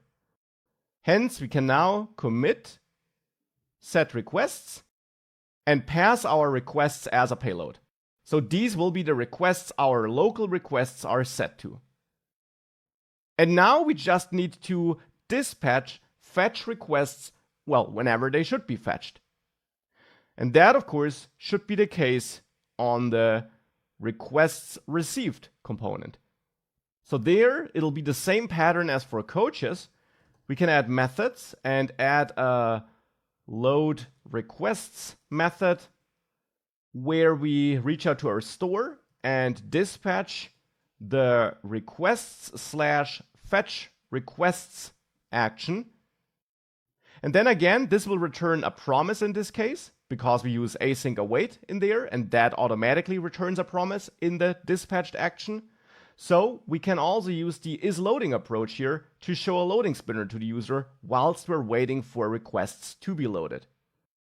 So here in requests received, we can add our data property and return a new data object with isLoading, which initially is false. Maybe already also with an error property so that we can handle errors. And then we can set this isLoading to true here. Add async in front of load requests so that we can await the promise returned by this action being dispatched. So that will then resolve once the request has been sent and the data is there. And then we set isLoading to false again. And we can also try catch this to catch any potential errors we might be getting. And then we can set error equal to error.message, or as a fallback, something failed, whatever. And now we can show a loading spinner if we're loading and show the error dialog if we got an error. So in the markup of this component, in the template, we can add our base dialog here for error handling. And actually we can copy the base dialog from coaches list, I guess. Just copy this base dialog over to requests received. Of course, we now also need to add a handle error method to clear the error if it has been handled.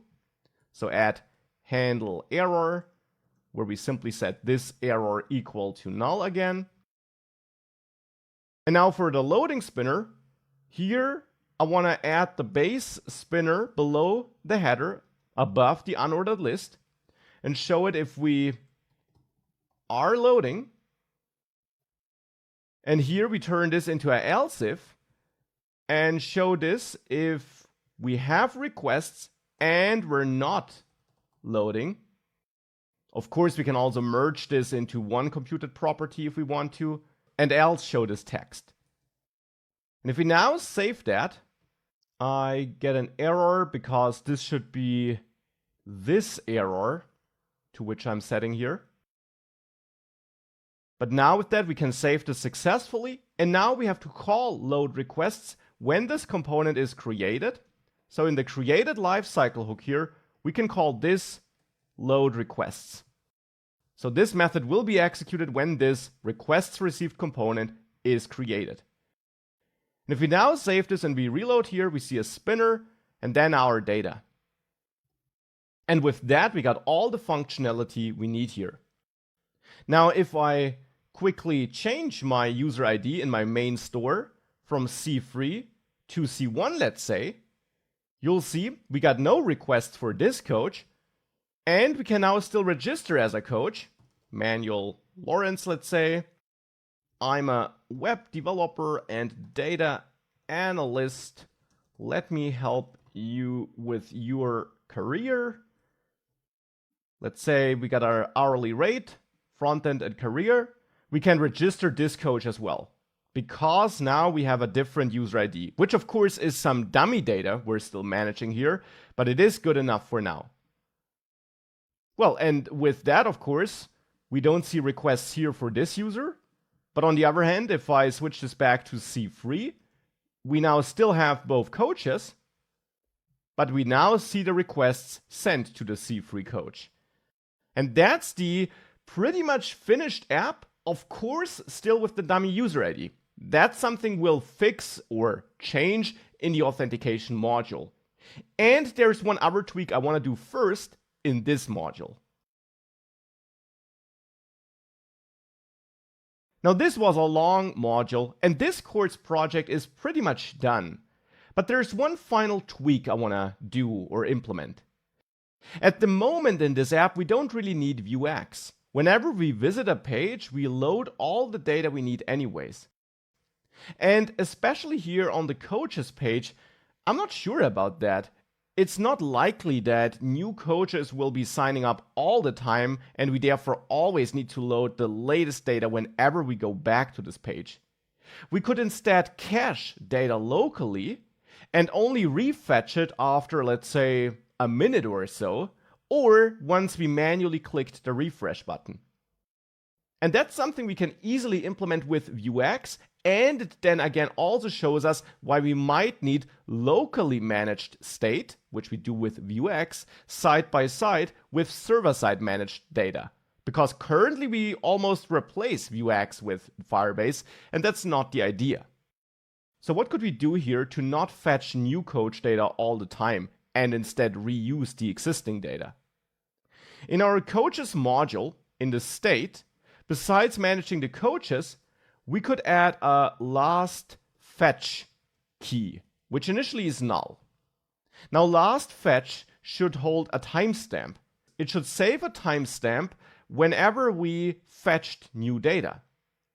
For that, we can add a new mutation, which we name set fetch timestamp, for example, where I get access to my state, and where I then set state last fetch, which is this new data property we just added, equal to new date dot get time. And this gives us the current time and date as a timestamp, as a big number. Basically, the time in milliseconds since the beginning of time, which in JavaScript is at the beginning of 1970. So now we store this time snapshot, this timestamp, in last fetch. Now we can commit this action whenever we fetched data. So in our actions, here in load coaches, that's where we fetched data. There, at the end, we can commit more than one mutation, and we can also commit our new mutation set fetch timestamp, which we just added. And we don't need to provide any payload here because set fetch timestamp doesn't need any. So now we store that timestamp when we last fetched data. Why am I doing that? Because now we can add a getter to this coaches module, which we maybe name should update. And here I in the end want to get my last fetch timestamp and find out if it is, let's say, less than a minute ago. So here we get our state, and then we get last fetch by accessing state.lastFetch. And we first of all check if last fetch is falsy. For example, at the beginning, it's null. If that's the case, I return true because then we should update. If we have no timestamp yet, we should update. Else, if we do have a timestamp, I need to find out if it's more than a minute ago. So we can get a current timestamp now by getting new date, get time. So that's then the timestamp when we use the getter. And now we can return the result of comparing the current timestamp with the stored timestamp. We simply deduct last fetch from the current timestamp, divide that by 1000, and check if that's greater than 60. That means that it's more than a minute ago. This will return true if it's more than a minute ago, so we then should update again. It returns false, so we shouldn't update again, if it's less than a minute ago. Divided by 1000 because both these numbers are in milliseconds. So now should update yields true if we should fetch again and false otherwise. And where exactly do we use should update now? Well, in the actions of the coaches module, here in load coaches. Before we send a request, I want to check if we actually should fetch coaches. So we can check if context getters should update is true, or to be precise, if it's not true. If it's not true, I will just return here. I will not continue with the rest of the code, and therefore we will not send a request. Instead, we'll stick to the data which we currently have in our store. So we'll not fetch again then. If should update is true, this if statement will be skipped and we will fetch data again. By doing that, if I save that, if I reload, we fetch data, but if I then go to requests and come back, you see no loading spinner, because now we don't load again. And after a minute, you would see it again. Then it would fetch it again and store it for another minute. But refreshing with the refresh button should work. We should always be able to do that. So in order to implement that, I will actually change this action a little bit and expect a payload, which holds a property that tells me that I absolutely do have to fetch again. So which overrides this getter basically.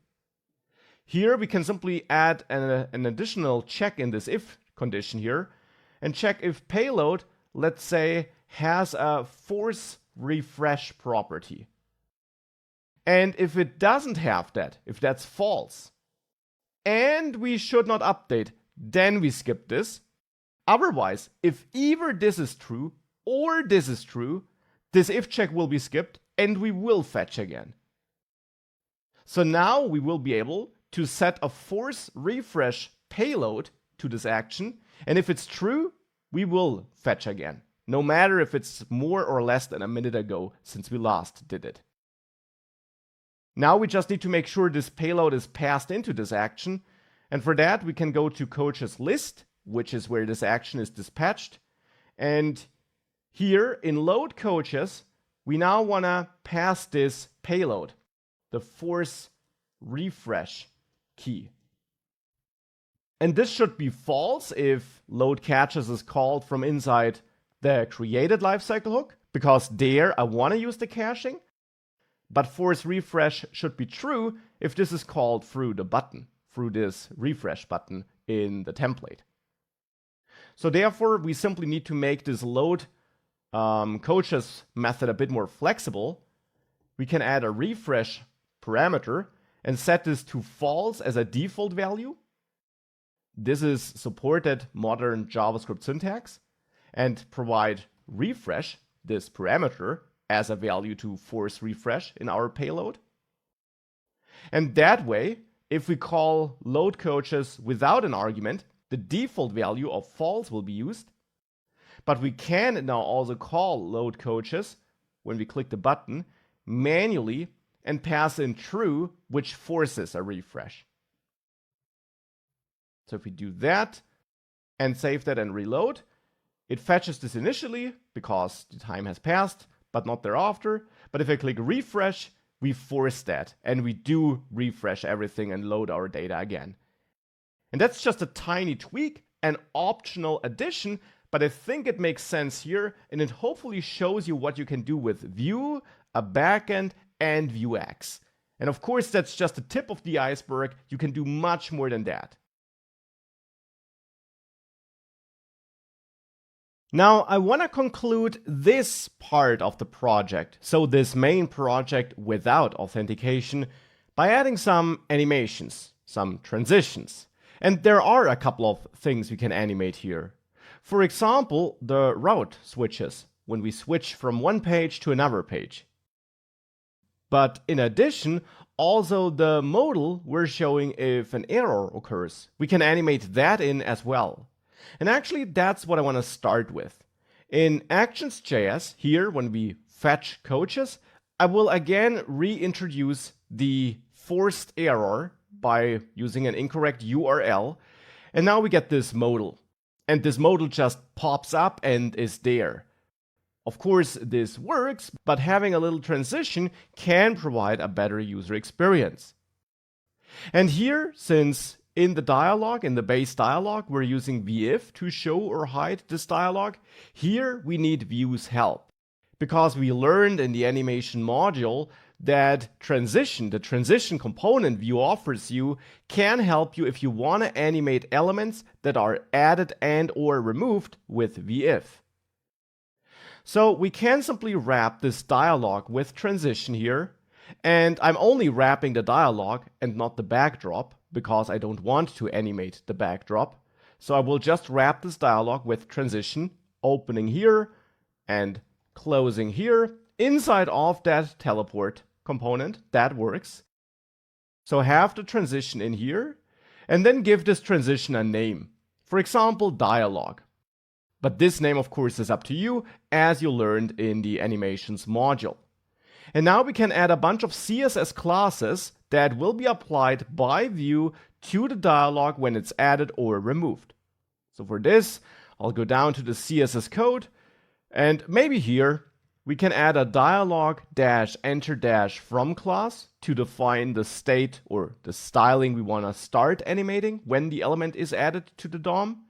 And actually set the dialog leave-to class to the same styles, so that we make sure that we leave to the same styles as we came from when the element is added or removed.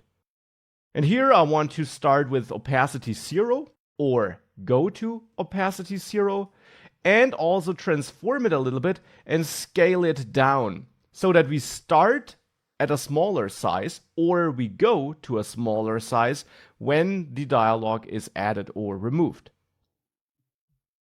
Now, the state we want to reach when it's added, or the state we start at if it's removed, can be defined with dialog enter to or dialog leave from, like this.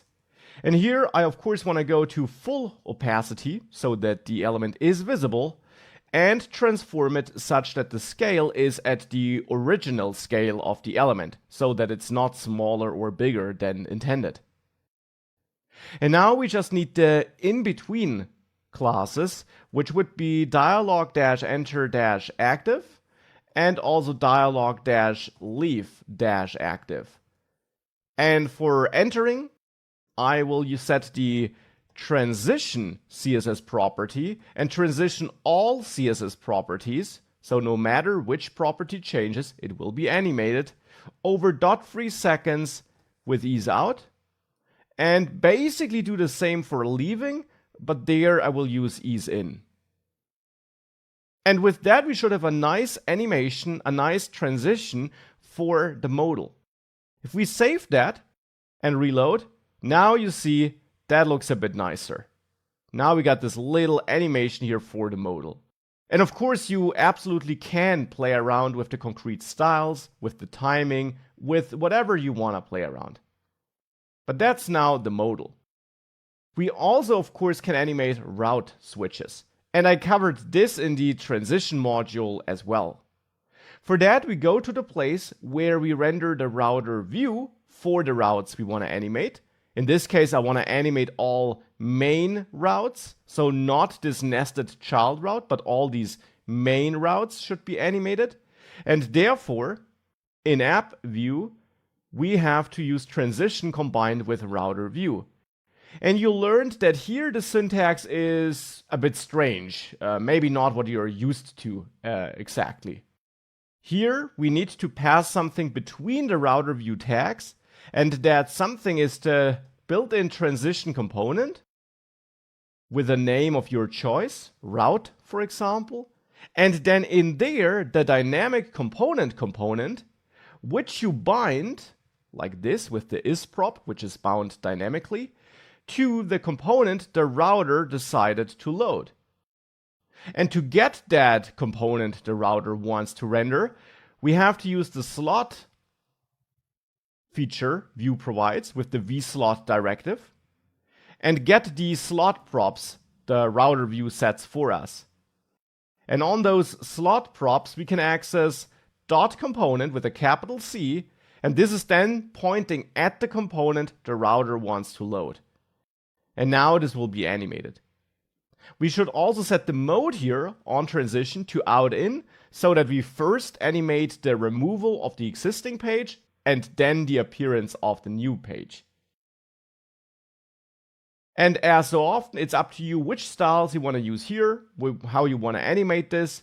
I will define my CSS classes down here, and that will be a route-enter from, route-leave to. Here I'll not use the same rules because I want to have different styles, slightly different ones. And we of course also need route-enter to and route-leave from, and then also the active class in between. So route-enter active and route-leave active. So now regarding the styles, in enter from, I want to set the opacity to 0 to make it transparent, and also use transform again, but now with translate y to move it along the y-axis. And here, basically start a little bit higher, a little bit further up on the page than normally. I will use almost the same styles for leaving, but here I will have a positive number for translate y to shift the leaving page down effectively. For the active classes, I want to use transition again, animate all CSS properties over 0.3 seconds with ease out, and do the same for leaving, but as before with ease in. And then here for enter to and enter from, there actually we can merge this into one rule. So let me do that, because here I will use the same styles. Here I want to have an opacity of 1 and also transform translate y 0 to move the element to the actual position it should have in the end. Okay, let's give this a try. Let's save this, reload, and you will notice a warning. Now actually we also still got this error here, so let's first get rid of that and let's then have a look at the warning. So here I'll fix that URL so that we're not forcing this error anymore. And you'll now see a warning and you will see that animations are broken. The reason for that is that you are allowed to have multiple root level elements in your component templates. But if you plan on wrapping those components with transition, as I'm effectively doing it here, I'm wrapping all those route, those page components with transition, then the wrapped components must only have one root element. And I guess this makes sense because transition, as I explained in the animations module, needs exactly one child element, with some rare exceptions.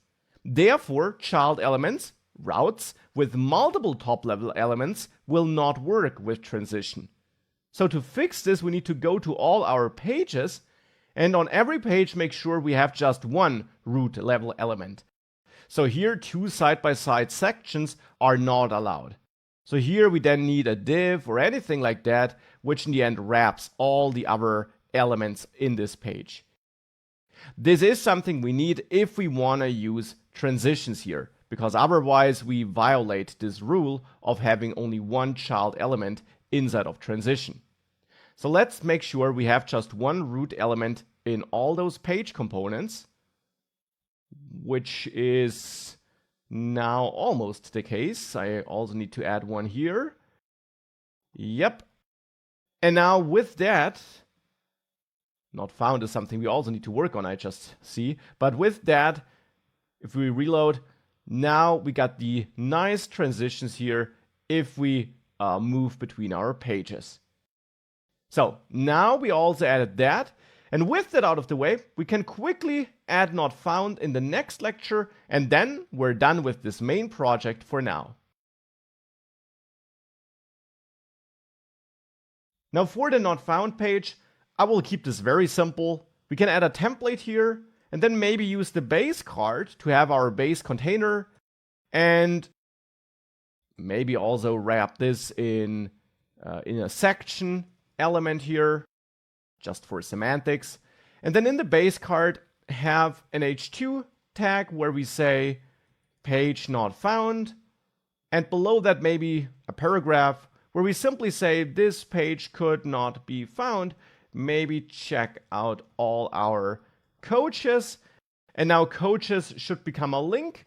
So we can wrap this with router link here and point at 2/coaches here. Like this. And if we do that and we now enter any URL which is not supported, we see that not found page and we can go back to coaches there. And that's already it. That is the not found page added. With that though, we built a very nice project where we see a lot of core Vue concepts working together. We got a bunch of components, we got routings, we got animations, and we are of course also using vuex to manage all our state and our data. I showed you a bunch of different approaches and concepts you can use in your projects as well.